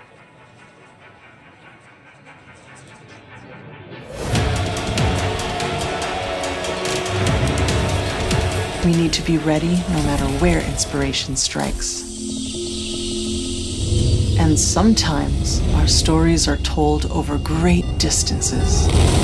No matter where your journey leads you or how your story is told. The games we play are the stories we create. Sirenscape can help make yours epic. Sirenscape is searchable, fast, and customizable from any device with no need to pre-install any sound. Adding epic atmosphere to your game has never been easier.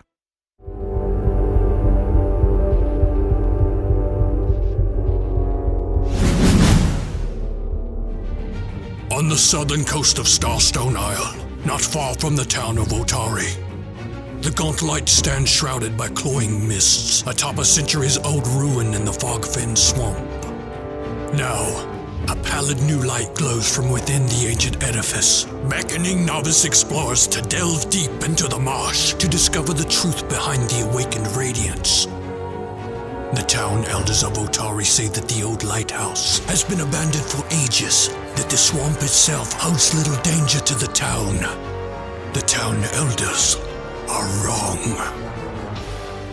Into the Mega Dungeon, the all-new Abomination Vault's adventure path for the Pathfinder role-playing game peels back layer after layer of mystery, intrigue, and terror in a 3-volume campaign of dungeon exploration and thrilling discovery, designed especially with new players in mind. The priceless plunder of long centuries awaits those bold enough to enter the sprawling Abomination Vaults, but claiming it requires facing off against a horde of hideous monsters, deadly traps, and vengeful ghosts with long memories and inhuman hungers.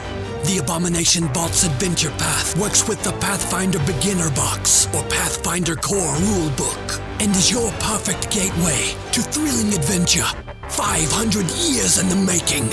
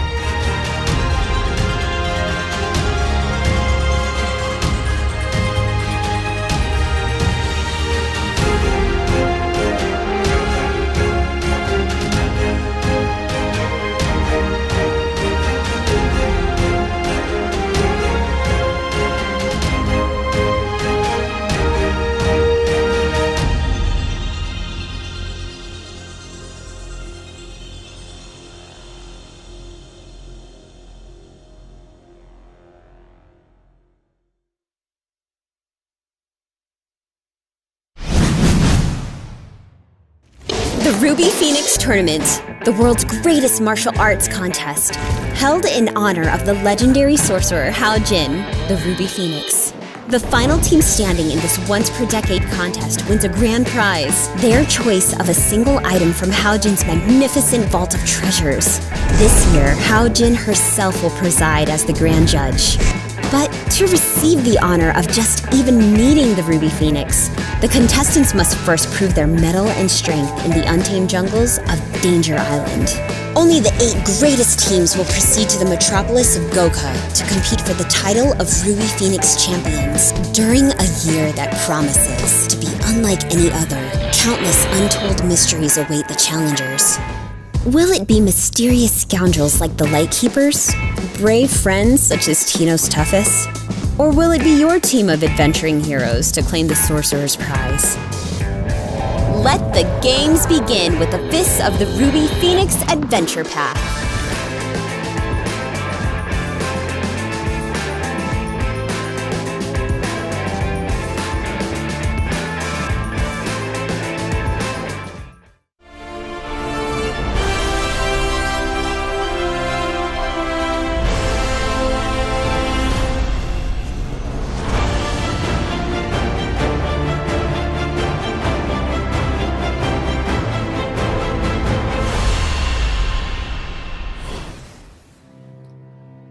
Hello, everyone. We're back. When we went on break, our brave heroes, were exploring the strange, twisting, smoke-filled caverns underneath the shrine to Nethys. Their explorations had them face off against a nasty salamander, and now they are confronted with a large, fiery chasm. But worse than that, north of the chasm, there are a couple of nasty little fiery creatures that have emerged out of the smoke and are just flittering about. And it looks like they are about to spit fire at you. They're tiny little things. They're not very large. They're only about 3 feet tall, held aloft on flaming little wings. They are swooping and diving through the smoke, making their way towards you. At this point in time, I need you to make an initiative check. Okay. Terrible rolls here. Oh. All right. Let me go through the order and get everyone's initiative. Fairel, what do you got? 21. Ingot, what do you got? 30. Tandem, what do you got? 17. Hachi, what do you got? 25. All right. So these creatures don't look particularly menacing, but they are swooping about north of the chasm here. You're not sure what their actual intent is, but they do look like they're trying to breathe motes of flame at you. Ingot, what are you doing? Ingot pulls. Well, first of all, is going to do protective ward for the first action, so activate that for 5 feet. I think this is the first time I've been in it ever. Well, keep close and it'll work. There's nowhere else to go. But no, seriously, every time you do it, I'm always like far away. Yeah. Or I'm like always one square away. And then Ingot from his spell crystals will pull one that we haven't seen yet. This is a special sort of glass crystal that seems to be bound by some sort of metal, and there's a chain that falls from it. And Ingot aims at one of these creatures and then pulls down on the chain. And it needs to make a fortitude save. Ingot is casting Earthbind. Oh no. A fortitude save. It's just affecting one or both of them? Ooh. It's just one. Okay. One flying creature. Yep. I critically fail. So sweet. Yay! All right. Very Earthbind. Critical failure. The target falls safely up to 120 feet. If it hits the ground, it can't fly, levitate, or otherwise leave the ground for 1 minute. Ooh. Okay, so which one are you casting that on? I'll do it on the right hand. The right-hand one, okay. I'm going to go ahead and put just a net shape over it, over in the corner there, to indicate that it cannot fly. It goes slamming down into the ground of the perch that it was on, and it looks like it is now stuck there. It's like, ah! It just starts screaming and screeching. And then you see the chain sort of retract back up into the crystal, and Ingot just goes, gotcha, and puts it in his pocket. Hachi, we are over to you. Yeah, I'm gonna go ahead and target the one that has not been netted by Ingot and cast Chilling Darkness, which is my super fun OP icy spell. I need to make a ranged spell attack against the target first. Do. Please be good. Whoa, almost fell off. Guess what number I rolled, everybody? Oh, a 20! It's a 20! Yay! I rolled a 20 plus 15, whatever that is, 35. That's so a crit, it's not even funny. Amazing! Okay, so I get to deal 5d6 cold damage. Wow. Oh, take out all my stuff, I forgot. Okay. We'll just do this in rounds. 5, 6, 7, 8, 9, 10, 11, 12, 13. 13 times 2, right? So that's 26 damage of cold damage. All right, so this is the Chilling Darkness, correct? Mm-hmm. Yeah. Yes. So the ray goes striking out, slamming into, I'm assuming, the other fire method. Right. And it hits it, and it just freezes. It freezes solid in midair, and then falls to the ground and shatters. It is dead. That just kills it in one hit. Ingot just looks over at Hachi, is like, nice! Yeah. Damn. I did something. You did. Oh, sweet. I did. Okay, wow. I feel like I really... I don't really need to do anything else unless I really wanted to, but I'll go ahead and just do a little... It's so funny because I actually have the same shield spell that Ingot has, but I never cast it because at some point I'm doing it twice. Gosh, I guess I'll attack with Foxfire. That's no, it's 20 feet. I'm good. I'm gonna just move a little bit out of the way. I'm kind of worried about my life here, so let's just move on. I'm gonna have to make my way across the bridge. So as you kind of make your way over to the bridge, you take your first tentative steps onto the rickety bridge surface, and it sways dangerously, and the thermal updrafts from below clearly are like scorching the wood. It's solid. It doesn't collapse when you put your weight on it, but you're not sure that having like multiple characters on it at the same time would be a good idea. Right. At the same time, let me do a thing here. Hey guys, I might get to use my my light fall or whatever it's called. When I fall down, I fall slow. Whee! Cat fall. Just slowly descend into the fire. Into the flames below. It's called a slow descent into hell, Michelle. Hachi, can you give me a perception check, please? Okay. Ooh. Oh no. There's like a dragon or something. Let's see. 11 plus. Don't say that. 22. Oh, no. So looking forward across the bridge as you are making your way, as I said, when you were approaching this way, the smoke was very dense, and as you've made your way in, the fires from below have really flared, and the updraft has blown some of the smoke out of the way. And looking forward across the other way, you can now see a bit further. However, when you look that way, you notice something skittering in the darkness.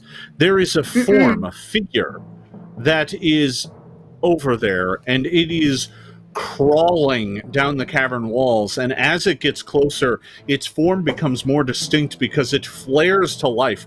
Fires from beneath its carapace suddenly surge, outlining the form of a gigantic scorpion.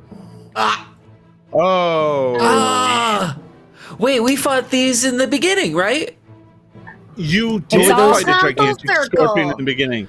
However, this one looks like it is oozing burning magma from between its plates.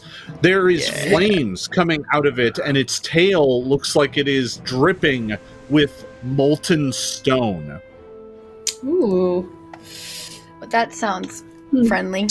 Hey, team, just so you know, there is a gigantic monster on this side. That little, don't even worry about that one. Probably just let's go over here. But like one at a time, this bridge is not going to last. So, that is the end of Hachi's turn. Next up is the Fire Mephit. It can't do anything. It can't fly. It can't reach any of you. Its ranged attack doesn't go far enough. Just ignore it for a minute, everybody. It's a lamp. No, it's going to cast. It's going to cast Daze at Hachi. Hey. Give me a will save. Hey now. Give me a will save, Hachi. I'm trying to do some math. That is 21 total. 21 total means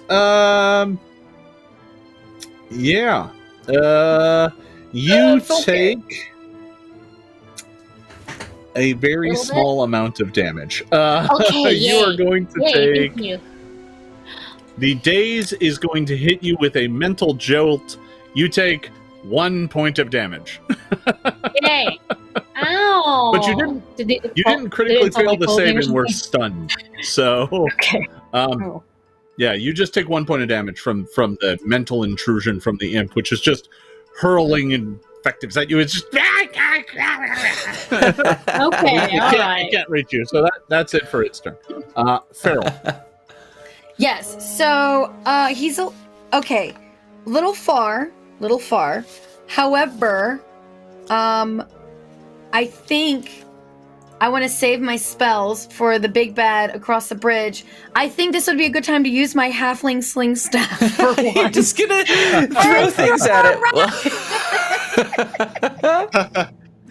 Because there's not really much I can do. I think that's the one ranged attack. I want to save my spells and stuff. Sure. It makes sense. Yeah. I'm gonna shoot with my little halfling sling staff. A natural 1. Oh! So you get out your sling staff. What? You load it with a rock, and you make an attack, and it just misses. Okay. It falls into the stone. flame. The stone goes right into the pit, and everyone kind of looks at it, and you can see the Mephit across the way just grab its belly and just like. Oh no!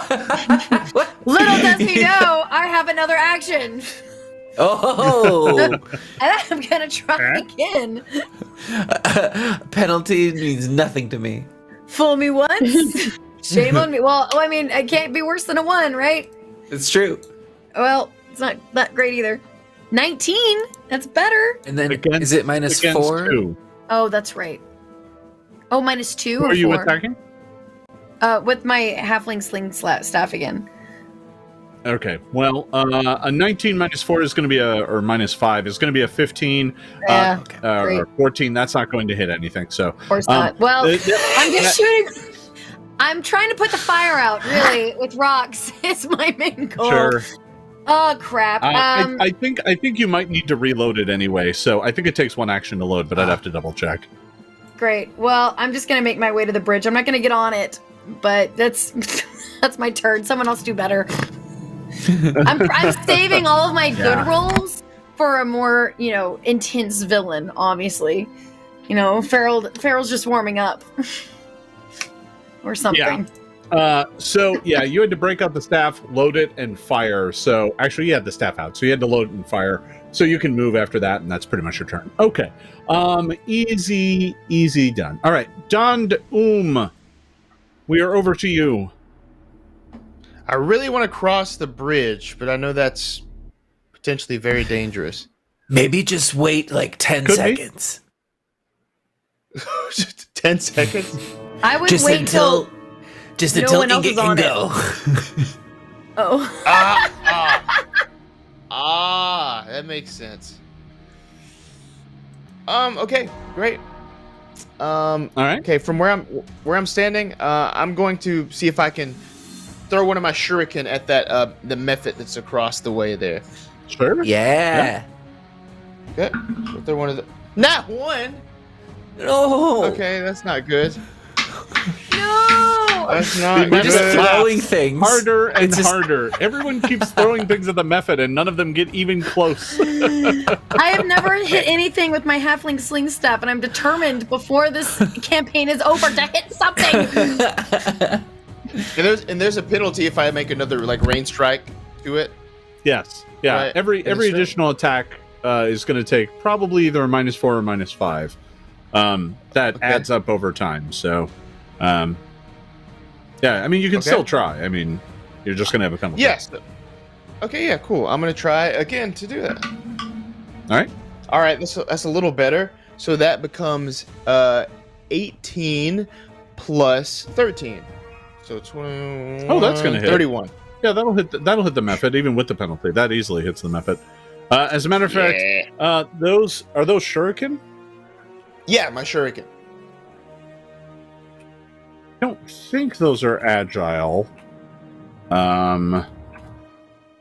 It says they Don't are believe so. agile. Monk, they and are. prone. So that's a -4. So that's a 17, or sorry, a 27. A 27 is a critical hit. Done. It's important for me to tell. So that's going to be a critical hit. So you're going to do well a D4. It's a thrown weapon, so Sure. I mean, you know, D4 that's good. plus 4. Yeah, D4 plus 4. I have a 2. So Yep. Okay. Math. This is 8 times 2. 8. Oh, so you rolled a 4. Okay, so 8. 8. So 16 points of damage. You do max damage with the shuriken. You go flinging that shuriken across the thing, and it's just going.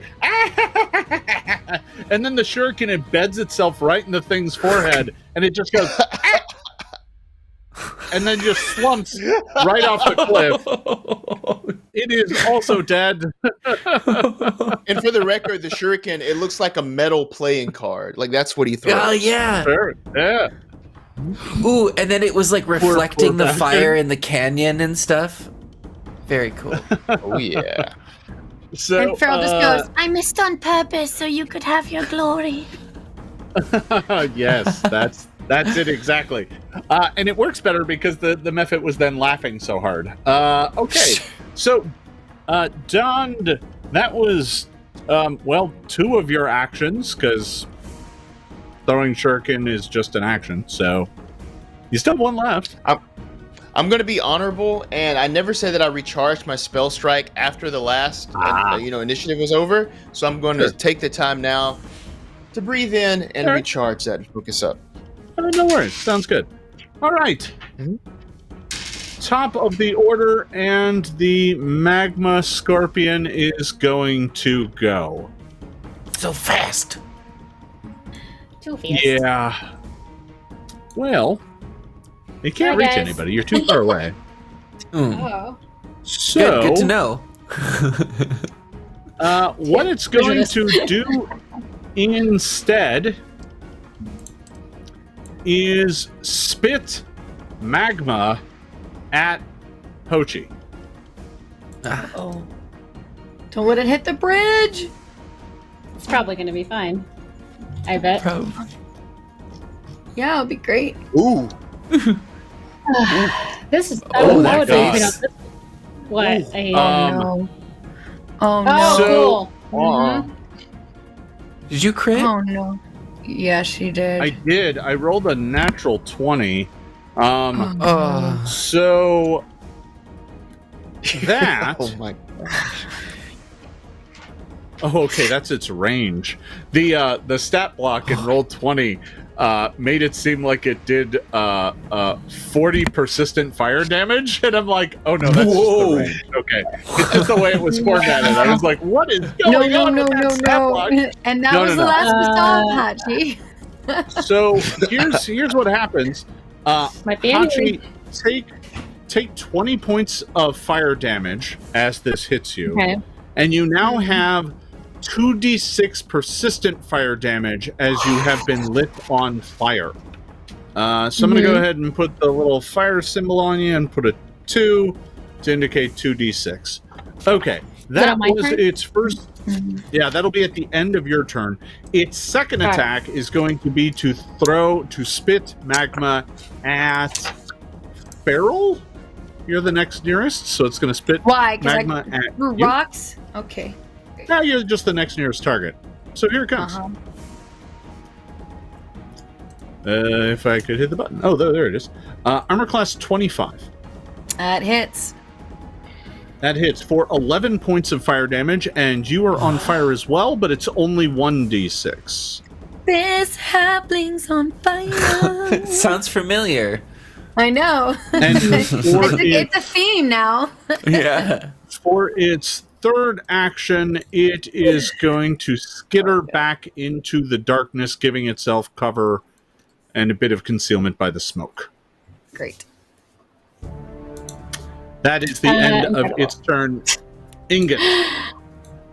Yeah, Ingot is gonna rush forward, seeing Hachi like standing on this rickety bridge, and Ingot will reach down and sort of brush the ground as he's moving, and you can see it sort of give way to his touch as he's casting Shape Stone, and will jut the stone out underneath this rickety bridge as far as it can go.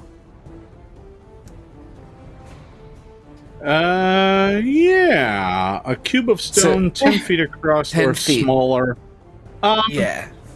So, yeah, basically, you're able to reinforce the bridge to the point where I don't think anybody's going to have to worry about it anymore. It doesn't go all the way across, but just because you buttress it, there's just not enough give now for it to break.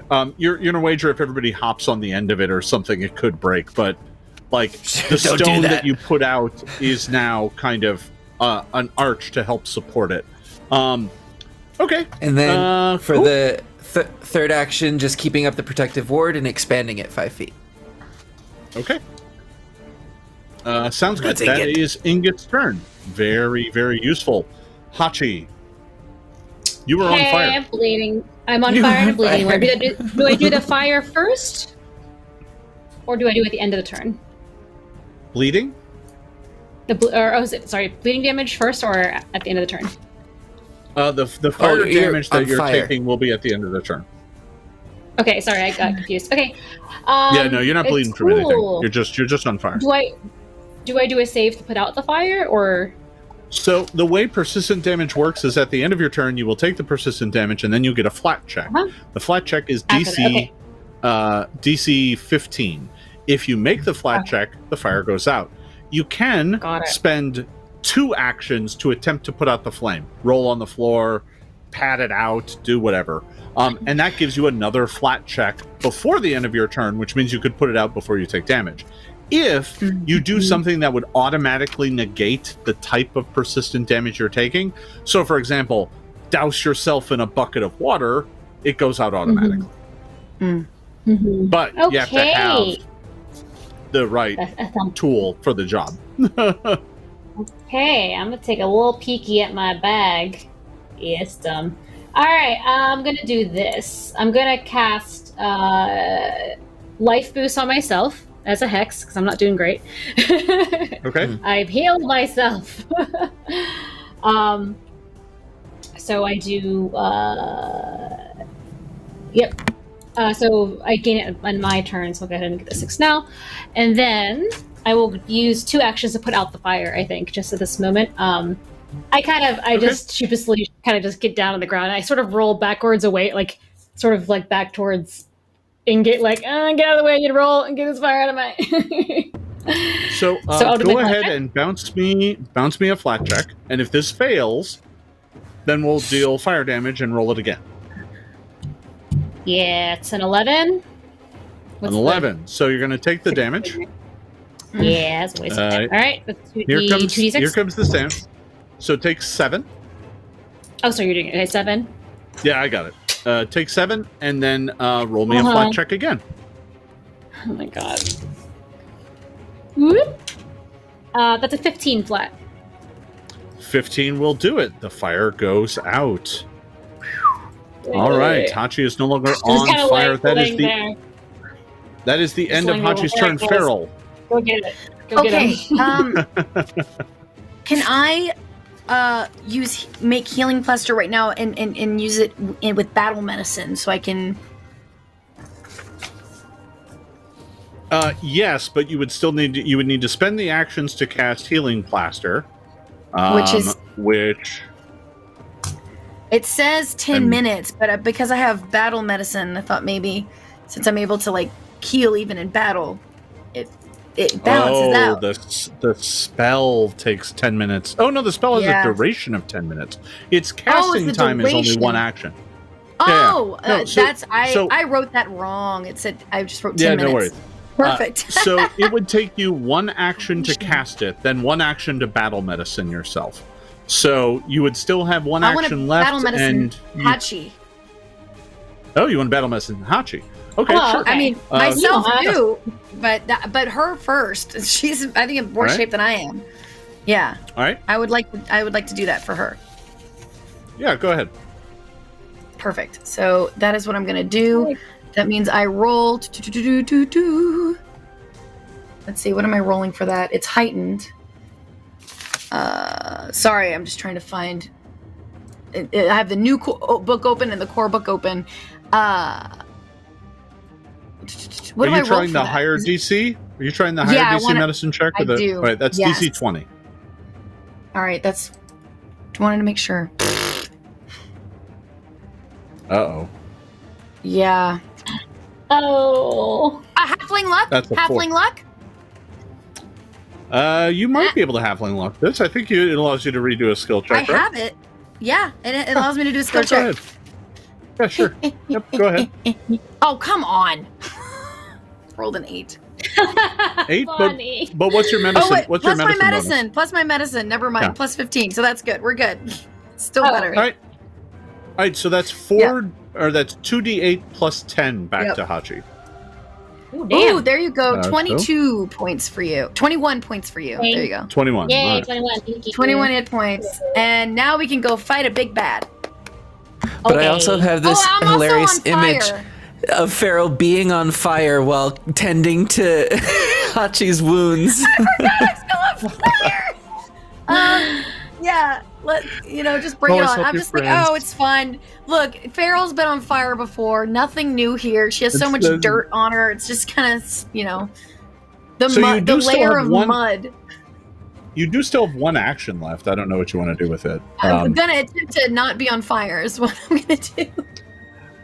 Yeah, that takes 2 actions, though. Unfortunately. Oh no! Attempting to put out persistent damage. What if I run across the bridge really fast? If your speed was like 100, I would let you do that, but your speed is not like 100. It's gonna make it worse. Yeah, I just spread the fire. Right now you're just spreading the fire around. Yeah. Okay. I'm just gonna go across the bridge anyway. All right. Because I want to get across the bridge. You and Fang go across the bridge, and. Yep. All right. I'll let you move out of the way. Next up, Dand.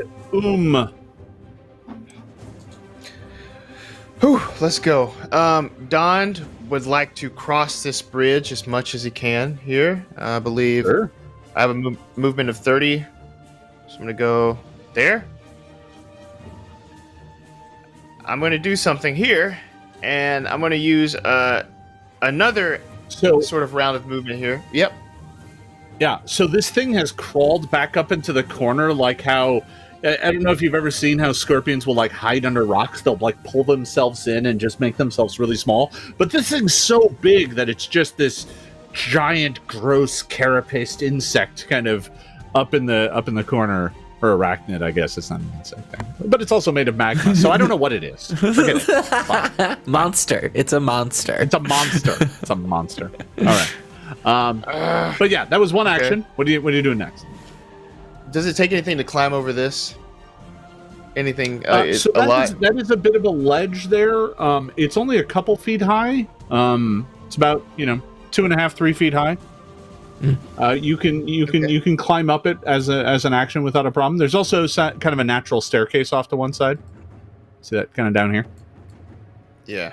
I want to try to climb up this as much as I can here and get in there. You don't have to make a check. Know. Yeah. All right. Okay. I'm going to get in there. So you only have one action left when you get there. Yep. Yes. I would like to strike once I get there. All right. Go ahead. Action. Get him. Okay. 18. Oh. No, not even close.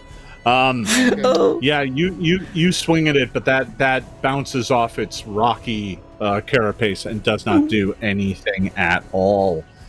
Unfortunately, it goes next. Oh, wait. Okay. Oh, Jason, before you go, though, just for clarification, did I take any fire damage? Because I don't think we did that. Oh, you did. Oh, hey, look at you being honest. That's nice. You I take wanted 6 points of damage. 6! Yep. Take 6 I mean, points of never damage. mind. Never mind. I take it back. But then you And, get to give me roll a flat to check, put it please. out. Yeah, but now can I roll to put it out, though, right? Yeah. Yes. Cool. Yeah, I was like, wait a minute. I didn't resolve this fire issue. I rolled a 10. No, it's still still isn't on fire. resolved. Yep. All right. halflings on fire. Okay. There it is. All right. So the scorpion unfurls itself from the corner to attack Danum, who has approached its lair. It is going to start by attacking with its stinger. Oh. Its stinger strikes out and attempts to hit Danum.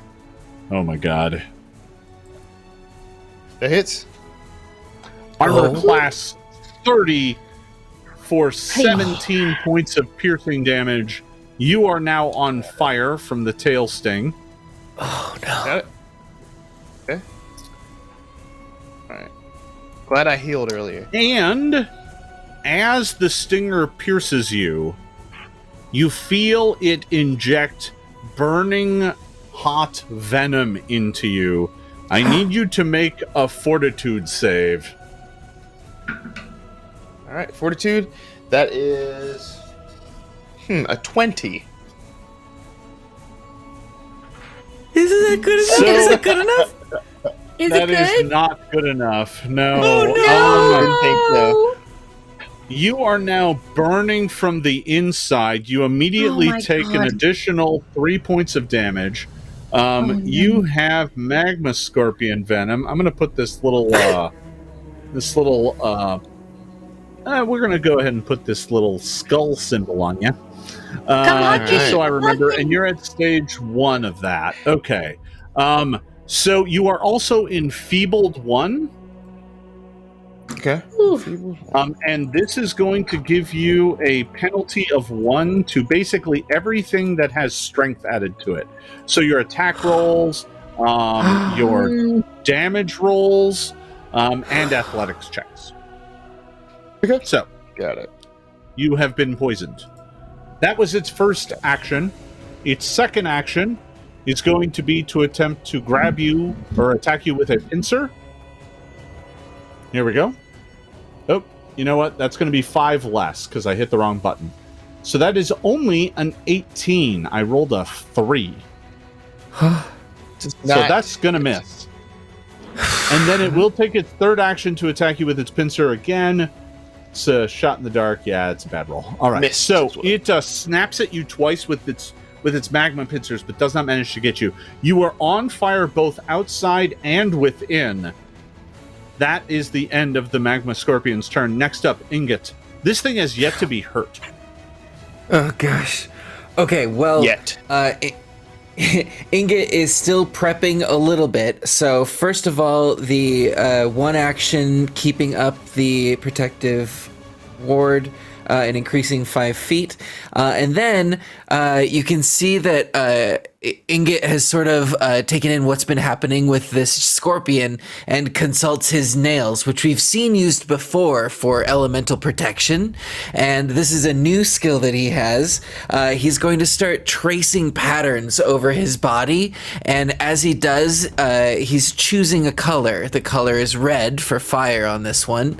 And his nails begin to glow, and these patterns form a sort of armor around him, and he's casting elemental absorption. So for right now, Ingot has 10 points of fire resistance, and then each time that he's attacked by fire, he stores up that damage, and at some point can release the stored damage of that element back. All right. Nice. That is rad. Where do I get one of those? It is certainly probably quite useful. You're not sure whether or not fire is going to do anything to the magma scorpion, but at least it'll help resist. Yes. So that was all 3 of your actions, I'm assuming? Yes. All right. So that is the end of Ingot's turn. Hachi, you are up next. That's right, little old me, gonna come save the day now that I'm not dying. I'm gonna move my 25 feet to here. Whoop. And then I believe that does give me line of sight to hit. Yes, very good. Absolutely. And I'm gonna go ahead and I'm gonna cast Vampiric Maiden. I love this spell. It's so goth as hell. Oh no. This is the Fortitude saving throw, and it does cast my eyes glow red, and you see basically a coffin made of energy just surrounds this giant scorpion and starts to clamp down on it. It's like an Iron Maiden that has spikes inside the coffin. Oop. So let's see if it saves. Here comes my fortitude save. Okay. Oh. I rolled a nat 20. Okay. That's So that is going to be a 39. So I will crit succeed and take no Nothing damage happens. at all. Yeah, The coffin that's attempts fun. to the Iron Maiden, the ghostly Iron Maiden, snaps shut around it, but it just shatters on the scorpion's tough, rocky hide. It attempts to pierce it and hold it, but it fails to do so. Okay, That's and rough. I still get my 6 points of healing from my last thing, so whatever. Correct. That's my correct. That is the end of Hachi's turn. Fairel, you are next. Okay. I'm immediately. Oh, wait, initiate. Act together. Okay. Okay. I'm casting Petal Storm on this. Oh yeah. The farthest tip of the scorpion, because it's a 15-foot radius, and I want it to be right. I don't want it to get Dondoom. So I'm gonna initiate. I'm gonna cast Petal Storm on this scorpion. So And are then- you putting it with it having a 15-foot radius? You either have to try and find a way to put it behind it, down the corridor that is behind it, or over in this corner here to avoid hitting Dondoom. I thought I could It put either it in needs the to be- corner. Well, if you It's put a it here, 15-foot radius because that- it's like a circle around it. So I was gonna try and if you land put it right here, in the corner. that will Yeah. still hit Dondoom. Oh, That is too right. close. Yeah, because Dondoom is 15 foot away Oh. from that spot. Damn you, Don. It's kind of a okay. just big enough area. So you either have That's to fine. move or you have to block half the platform up there by filling it with petals. What I'm gonna do is I'm gonna move up to Don Doom and give him a big ol' hug and use my vital beacon healing for him. Okay. Ooh. Yes. So because I've already used it once, it diminishes in strength, so only 4d8 hit points of health back. Let me do that real quick for you. And I like that Fairel is still on fire. I think Don is also Yeah. on fire, so it's fine. But you're like, Yeah. give me a hug. Look, okay, a my fire priorities. I know I'm one of the only healers right now, and my priorities is just making sure the people that make things go boom can do that. Yeah. So you get 14 points of health back, Don. And All right. shoot. Now that I'm closer to it, I'm gonna just Let's see. Oh, I don't think I can shoot electric arc, huh? That's two actions. So you do still have 2 actions left because you did act together and had Fang move, and then you touched. So that was your act together, and now you still have. It's just an interactive action. It doesn't take 2 actions to heal. Lightning bolt, baby! Boom! Right, you blast this thing with a bolt of lightning. Let me go ahead and make a reflex save. That is my worst save, so, who knows? Maybe I'll roll poorly once. Maybe. Let's see. Okay. Oh my god. I rolled a 15. It turned into a 29. That's a success. It's not a crit success, though, so it will take half damage. So, what is that, 4d12? So it'll take half? 4d12. It's pretty good. Yeah. It's not bad. If you roll well, 33, so half of 33, yeah. Oh, I did it. I made it. I gave it a paper cut. 16 damage. Yeah, 16 damage. So, the blast of lightning kind of cascades off of its rocky carapace, just kind of bouncing along each segment as it rides along its tail and exits out the back and slams into the cavern wall. The scorpion jitters for a second as that hits it, but it looks like that barely even phased it. The 16 points of damage doesn't look like it did too much. You're lucky I didn't throw a rock at you. That is the end of Fairel's turn. Next up, Don Doom, you are... Oh, fire. Oh, you're on fire. Oh, yes. Take 1 point of damage. Okay. Nice. Take 1 point of damage and give me another flat check. Yeah. Nat 20! Oh, come on. Why couldn't I roll that earlier? Now you spent the nat 20. There you go. Yeah. Right, well, the fire's 20, out. So, so we'll go ahead and remove that icon for you. Because it was such an epic roll, can we just say, like, my coolness blew off onto Dawn as well and put out his fire? Like the... I'm not... Because I hugged him? I'm not that benevolent. All right. So, Don... I tried Dawn. Don, it is your turn. I'm going to tell you right now, you really want to bring the boom if you can. I mean, I know you can't summon it, but... Yeah, what do you got for me? Question. So that the persistent fire damage, when I was hit with that last time, with that actual hit, did I take that damage then, or is that what I take now, starting now? You will take what do you mean? 2d6 at the end, or you will take a d6 at the end of your turn, and then have to make the flat check to see if it goes out. The poison is going to happen once per round as well on the Scorpion's turn. I think. I just didn't know if I took the that D6 earlier or if I just don't start taking it until later. AKA now. No, you take it. You take it at the end of your turn. That's how the fire works. Gotcha. Okay, perfect. Cool. So what I'm going to do now, I'm going to cast, and it only will take one little action here. I'm going to cast True Strike at 2nd level. This will give me, can roll my attack twice the next time I make one. And I'll be doing that with a Spell Strike and taking the higher result. Uh-oh. That Spell Strike is 4th level. Snowball. Oh boy. Oh no. Snowball? Oh, Snowball. my bane. So I rolled a 16 first time and a 19 the second time. So that is 19 plus plus 15. 19 plus 15. 34. 19 plus 15 is a 34. A 34 is not a critical hit. Boo! It would have been a 35. Would have been a 35, but I'm poisoned. But it is a very solid hit. So you are going to be doing a 4th level snowball. That is going to do... Oh boy, what's that do? That does 8d4 on top of your weapon strike? Mm-hmm. Yes. Ouch. So we have 15 for the weapon strike.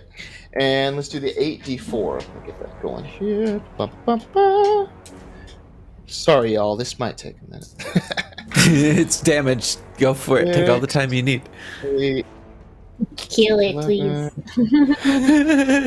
15. Run out of spells. Again.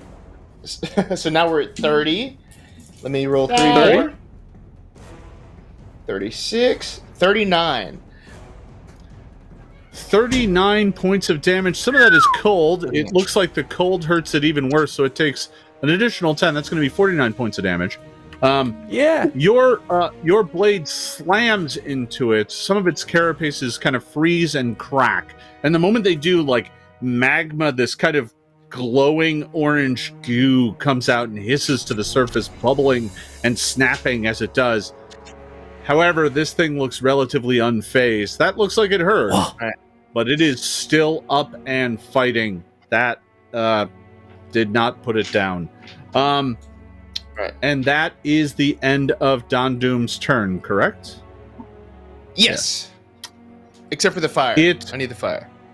Oh. It will go next. However, let's do the fire first. Here comes a d6 fire damage. Just one. There we go. Just one. And give me a flat check to see if the fire goes out. 18. 18. The fire goes out. Yeah. For now. The next thing that happens is the scorpion goes.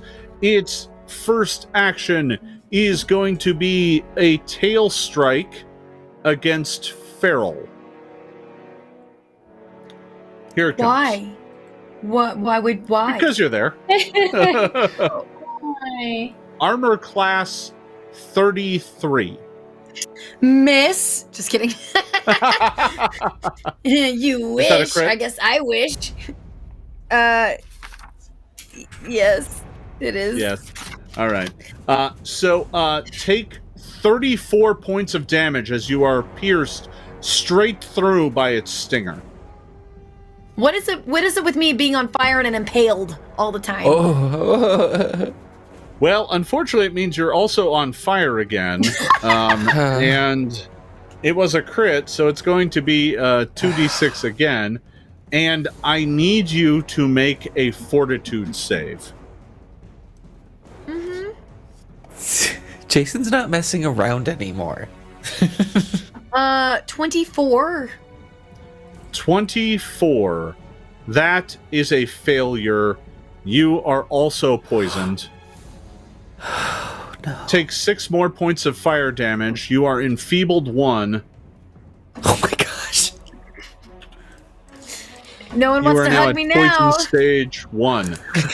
With its second action, it attacks Don Doom with a pincer. Oh no. Armor class. Yes. That is actually only a 30. It's not a crit. I hit the wrong button again.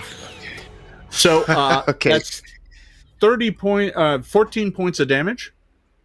Okay. And with its third action, it grabs you. Again. Okay. We might not have an episode 10 at this rate, y'all. I'm just saying. Don't count us out yet. Don't count us out yet. All right. At the end of your turn, Dond, I need you to make a fortitude save from the poison from last round. Not good. That was only an 18. An 18 is a failure. You progress to the more dangerous stage 2. You will take 3d6 fire damage and are now enfeebled 2. Take 11 points of damage. You are enfeebled 2. 11, okay. Scorpions are our mortal enemy. Right? I started this campaign with a scorpion. I'll finish it with one too. All right. Scorpions and cats. Scorpions and cats. So, that is the end of the scorpion's turn. It is devastating the party. It does look hurt, but it does not look close to death. It could, though. Next up is Ingot. Yeah. Ingot is going to keep one action for the ward to increase it 5 feet at its maximum now of 20. And then we'll spend 2 actions to move, and we'll get all the way up there for 40. Yay. and will take like a defensive stance in like putting himself between Fairel and this creature. Oh, thank you. All right. And that's that. Okay. So, let's see. All right. That is the end of Ingot's turn. Hachi. Okay, real quick, let's take a poll. Who's damaged? Who needs more healing? Who's more messed up? I don't know, I feel Dawn. like You might be more messed up than I am. Dawn, it's either Dawn or me. Yeah. How many hit points do you have, okay. Lyndon? Or is that not allowed? Well, one of my favorite decades is the 1930s. Me too. But like really close to the 1920s. I mean, really, it's like kid or miss when it comes to those decades. Bonnie, don't forget the beginning of the session we said that you had that healing potion that we found in Felsan's place. So you have that on you. I might be chugging Bonnie. that later. So yeah. Okay. Let's go ahead and take care of it. gonna Like, go if anyone's here, gonna then. make this thing go boom, it's gonna be him. You're right. Yeah. Go ahead and walk over there. I'm going to use my healer's gloves. It's the first time I'm using them today, and the only time I'll use them today. That's 2d6 plus 7 hit points, so that is going to be... Whoopsie. Sweet. Nice everywhere. Oh, nice. 6, 7, 8, 9 plus 7 is, 16 with healing. Yeah. That's all done, so that's 2 actions. Oh, gosh, can't really do much here. I get my... Is that me or Fairel? That's for you, Dond. Single Dond. Thank you, Hachi. And you know what? I'm here. I might as well try to hit it with Foxfire. I know it's made of fire, but it's like my only thing I can do. Okay. Does using a spell wand, a wand, that's 2 actions, right? Yep. It's whatever the okay. spell takes. Yeah. Oh, right, exactly. Yeah, I mean, it's not going to heal it, right? It might. You don't know? You don't. What? It might. You have no idea. Okay, but I don't like that answer. Never mind. I changed everything. Okay, with my 1 extra action, I will instead do 1. Let me make sure I can do this. I'm not cheating. Boop, boop, boop, boop, boop. Yeah, I'm gonna do 1 magic missile, the smallest. Yeah. smallest little. I love a magic missile. Let me. There it is. Okay. So let's see if I can hit it. Oh, it auto hits. No, Magic auto missile. hits. Auto hits. Just do a d4 plus 1. Oh, okay. I always forget about magic missile. Wow, I did 3 points of damage. Yay! It's 3 less hit points than it had a moment ago. All right, that is the end of Hachi's turn. Yes. Next up, so Ingot, you can see beyond this thing, and beyond it, there is a door set into the wall of the passageway. That door opens. Oh no. And a healing cloud comes out. And beyond, you see some strange sort of crypt or reliquarium, and there is a figure moving around in there, and you can see this figure. He moves. He is the one who opened up the door. Very scrawny-looking man who opens up the door, and he peers out, and he sees what's happening, and immediately begins moving his hands and throws a blast of frost down the corridor. Oh, that's useful. Oh, that's actually. He is casting Snowball as well. Oh, all right. He's a friend. Oh. He's a friend. So It's like the he Spider-Man meme. We're just pointing at each other. Yeah. You. So he is going to go ahead and throw that, and let me make his attack roll. Let me roll a d20. A 16 is going to hit, so he's going to do a whole bunch of damage. Let me go to the advanced dice roller. Just to be clear, he was aiming at the scorpion, right? We're just Yeah. Yes, he was aiming at the scorpion. Just clarifying. He sees that. So he does 13 points of damage. That is going to trigger its cold weakness, so that's going to do 23. All right. Right there. Okay. You see him go, ah! And he's just like, what on earth? And he throws this, and then he kind of hides behind the door. I love him. Oh, I love him. Son's brother. His voice sounds really similar. That was his action. Fairel. That looks like it hurt it, but this thing is still got fight left in it. What do you do? Okay. Yes. Yes. First, I'm gonna, because why not? You know, it seems to actually always work when I use it. I'm just gonna go, ha ha ha ha ha, on fire and poisoned with my beautiful melodic voice and cast Animal Allies to just get any kind of creature down here to help us out to distract the scorpion. Maybe a couple of roaches or something. I don't know what's in the cave. Moles? Yeah, this causes like a swarm of insects and stuff to attack the scorpion, right? So maybe some rats and. But correct me if I'm wrong. This is actually an emanation that comes out of you. So if you cast it right here, you're going to hit Ingot and Dondoom. Oh, frack. Yeah. This spell's tricky to use. Lash it's really good. But to quickly lash out at nearby foes. Oh, it only hits foes. Oh, okay. Because they're my animal allies. They're not going to hit my friends. Oh, that makes these sense. roaches are kind. Oh, what if they're like scarab beetles? Oh, that's the mummy, and they go inside the skin. Beetles. That's exactly what I'm summoning out of my life. All right, I am one with the pests. Call me pest control as I control them to. There you go, superhero name. All right, so I need to make a reflex save. Let me go ahead and make that. Yes, you do. 32. I'm going to take half. I'll take half. I know. So what 3d4. What level spell though is it's got to be 3 or 4? Exactly. So it is increased by so it's 6d4 that I'm. It's got to be 3rd level or 4th level. So it's either 9d4 or 12d4. It's a 3rd level. I didn't make level, so it's 9d4. 9. All right, yeah. Excellent. So let's go with that. So that's 13 plus 14. 27 points of damage. Yeah, beetles. Jeez. Woo! 27. It's going to be divided in half, so it's going to take 13. Oh. That nibbles and bites away at it. It still looks pretty healthy, pretty ready to still fight. It looks wounded. It's got a number of cracks in its carapace. But it's not like on its last legs. It's just hurt. Oh, by the way, I did initiate X together. I forgot to say it in the very beginning. Okay. Hopefully that's okay. How many actions would it take to chug a health potion?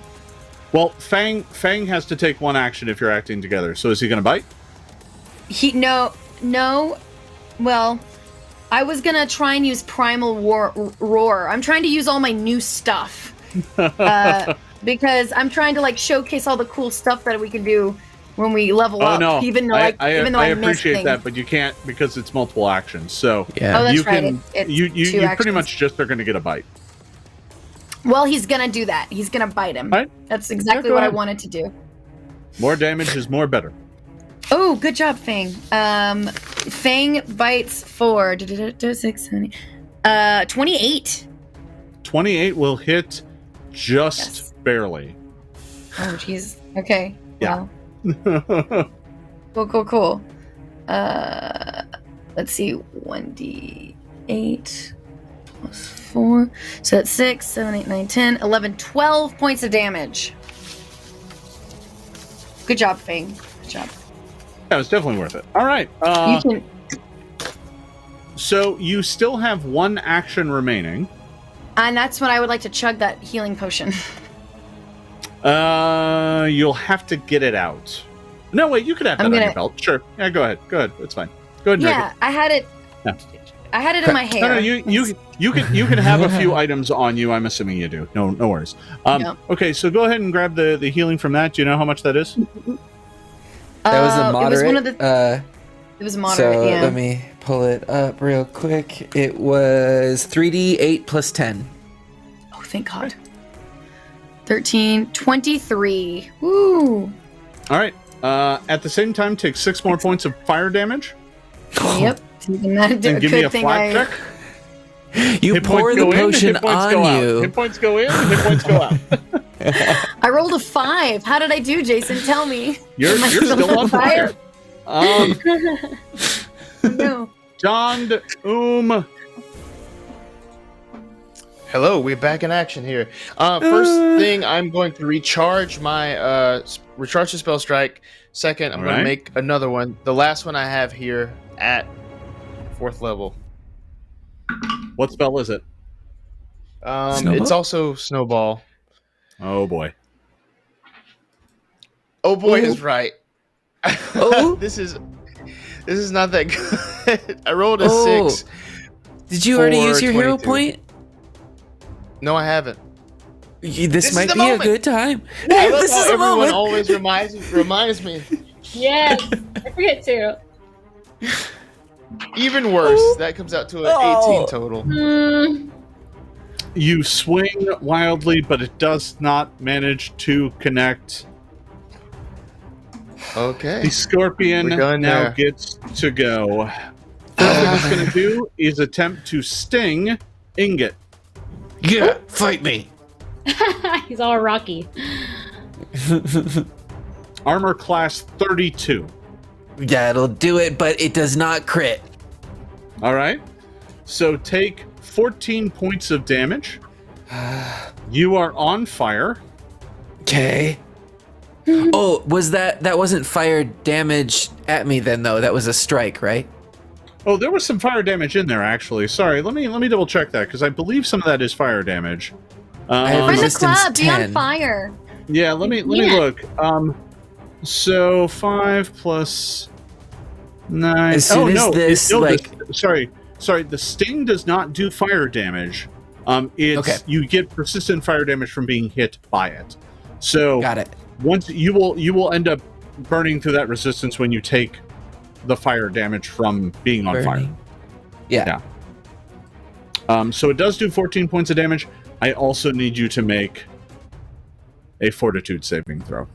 Can do 24.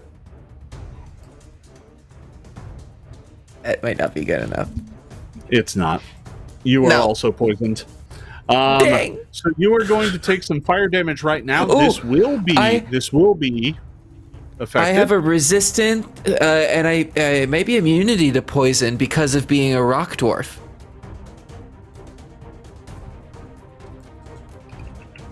Where did that come from? I think so, right? Right? Maybe one of your Was it a ancestry feat? feats.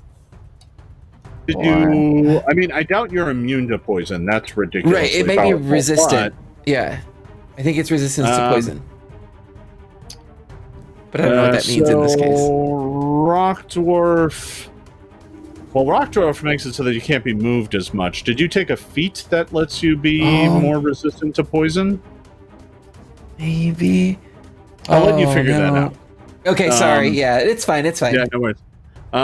So in this case, you are poisoned. The 6 points of damage, though, is going to be the 6 points of damage is going to be eaten up by the spell that you have, though.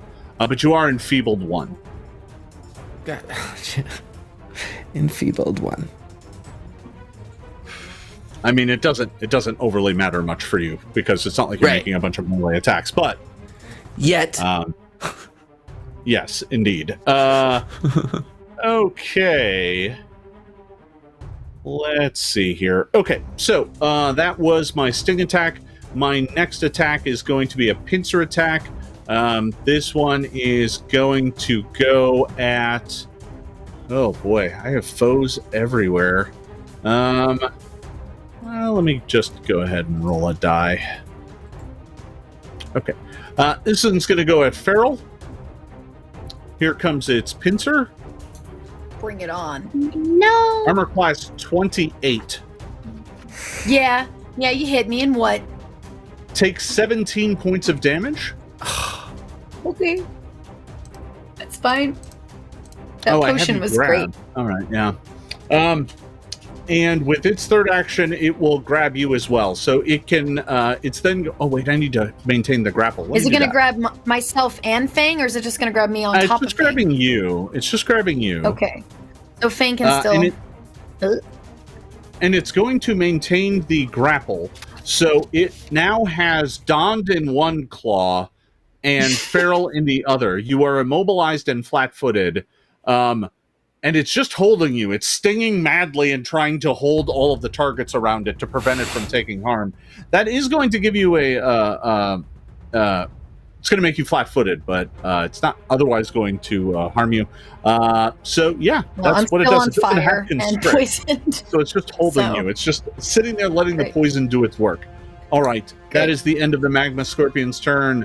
At the end of its turn, I need Dond and Fairel to make fortitude saves.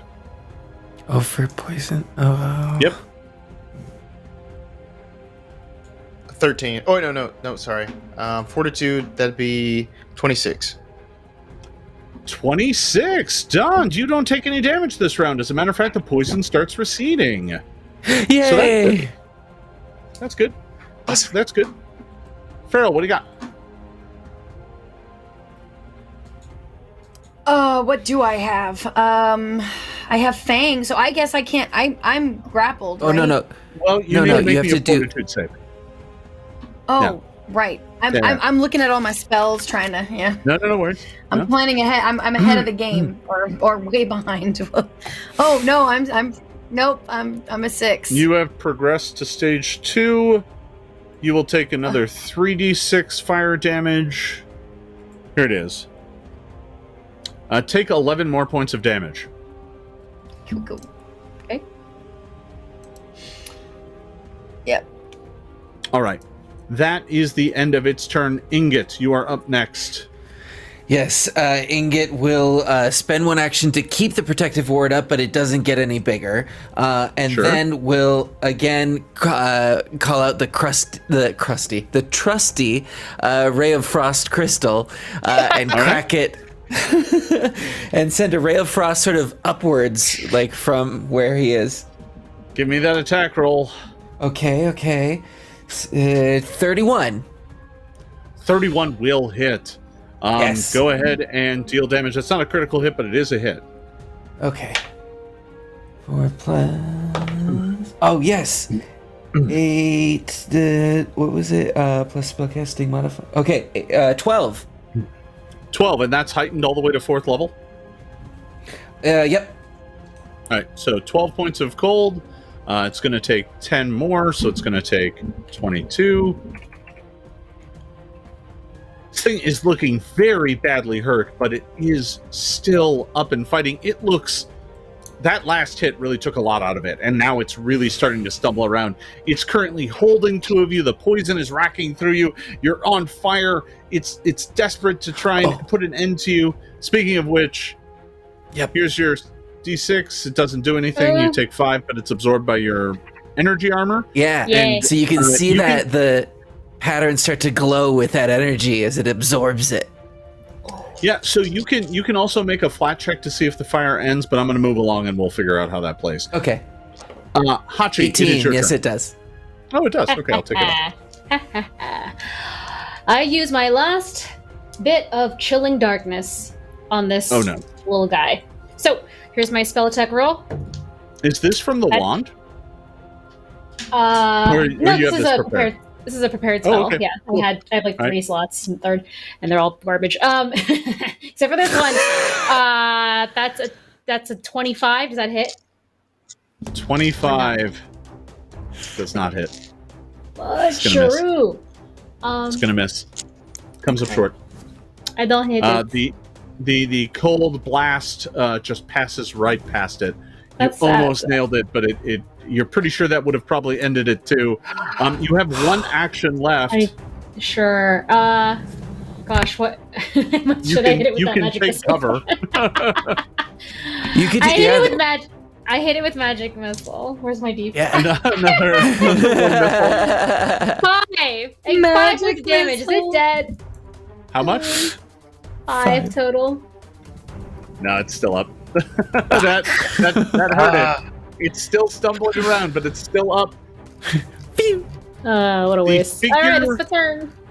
The figure down the corridor looks at the stumbling scorpion, waves his hands at it, and out from his fingertips come 6 magical darts that go swarming through the air to Magic strike missile. the scorpion for 64 plus 6. Okay, we should have just waited for him to go. Yeah. Well, That was don't like an hour ago. Don't get too excited. It only does 17 points of damage. That's not actually that much. I rolled very poorly. I had 4 1s in there. Oh my god. However, no. the scorpion only had 12 points remaining, and it collapses to the ground. Yay. Thank you, kind stranger. Thank you, mustache man. The scorpion collapses, releasing Don Doom and Fairel. The two of you are still on fire. Your veins are still burning with poison. And throughout all the haze and the pain and the smoke, the lone figure in the back of the chamber looks at you with a quizzical look, and he says, "By the blessings of the all-seeing eye, you have come without a moment to lose. The town of Zaltir will soon be destroyed, and although I am the one to blame, through you, we might be able to save everyone from a fiery death." And that is where I am ending today's session. We will pick this up next week in our final session of the Secrets of Magic show. Oh my goodness. I want to thank you all for watching. Before we go here today, I want to toss it around the horn and let everybody tell you where you can find them on the internet. Xander, take it away. Yes, you can find me at Xanderific with 2 R's and 1 F. My main hub is Twitter, but I also stream here on Twitch on my personal channel. I've got some exciting, strange things coming up from my regular schedule. Coming up this Monday, we've got the continuation of the Power Rangers RPG playthrough, but then on Tuesday, we're premiering a new TTRPG called Queers. It'll be going up for their Kickstarter that day, and we're premiering it on Hyper RPG. And we're playing through. It's very Super Sentai magical girl themed, but it's all, based on the queer community. So we're very, very excited to play that in person next Tuesday. Yes. Hi, I'm Michelle Wynn Bradley. You can find me on the internet at I am Chubby Bunny, on Twitter especially. You can just see me every Wednesday here, every Tuesday over on Hunters Entertainment's Twitch channel. But actually next week we're doing a live show at Gen Con on Thursday evening at it's 10 p.m. Eastern, so whatever that is. 10 p.m. Eastern. It's a 2-hour show. You can watch it online as well if you go to GenCon.com and look up Outbreak Undead. We are doing our zombie show on stage for the first time. It's very exciting, terrifying. I've been having a hard time playing that game recently. It's a very difficult, emotional game. Like in a good way, but I'm like crying all the time. It's a lot. If you want to see the work that I make, that I'm not necessarily, my face is on it, on Thursdays at 11 a.m. Pacific time, you can see me producing shows on Twitch Gaming. It's a show called The Weekly. Yeah. Take it away, London. All right. Hey everybody, I'm London Carlisle. You can find me on Twitter at London Carlisle, and also here next week for the conclusion of this wonderful show. I had a great time playing with all of you. But other than that, so head over to YouTube. We just finished up our playthrough of the Keep on the Borderlands with Stream of Blood last night. So that's now on YouTube. You can check out our little old school D&D fun times that we had. And we blew through some characters, man. Like, we kept dying, and that was so fun. So fun. I nearly got you today, so you know. Yeah. Yeah. I love it. And hello, everyone. My name is Bonnie Gordon. You can find me all over the internet at Bonnie Bell G, as well as all over with Xander with our band at Library Bards. Woo! Hey. Catch me on different streaming shows all over. Check my socials for updates. Seriously, check my social media probably sometime tonight. I might have a big announcement. Maybe. Well, I'll find out in I don't know. Also, speaking of bards, keep an eye out for virtual Gen Con because we do have a concert there. So you can catch some of our stuff over there as well. Yay! And And I am Jason Bullman. You can find me on all the various social media platforms at /Jason Bullman. That's JASON BULMAHN. You should really go ahead and pick up Secrets of Magic. It's out right now. You can get it at your favorite local game store or online at Paizo.com. This is the special edition. So I want to thank you all for watching. I also want to encourage you to check out our brand new video game from our fine partners at Owlcat. If you haven't checked it out already, Wrath of the Righteous is now available. You can find it on Steam and GOG and a bunch of places. Whoa. So I've been playing a lot of that on Twitch as of the past couple days, and we'll be playing it more. So come on over to my channel this coming Saturday. We're going to play some more Wrath of the Righteous. If you've missed the previous videos, they're in video on demand, and they're going up on my YouTube channel, which is once again at /Jason Bullman. Thank you for watching, everybody. We will see you next Wednesday at 6 p.m. right back here on the official Paizo Twitch for the thrilling conclusion to the Secrets of Magic. See you next time, everybody. Bye-bye. Find out the secrets.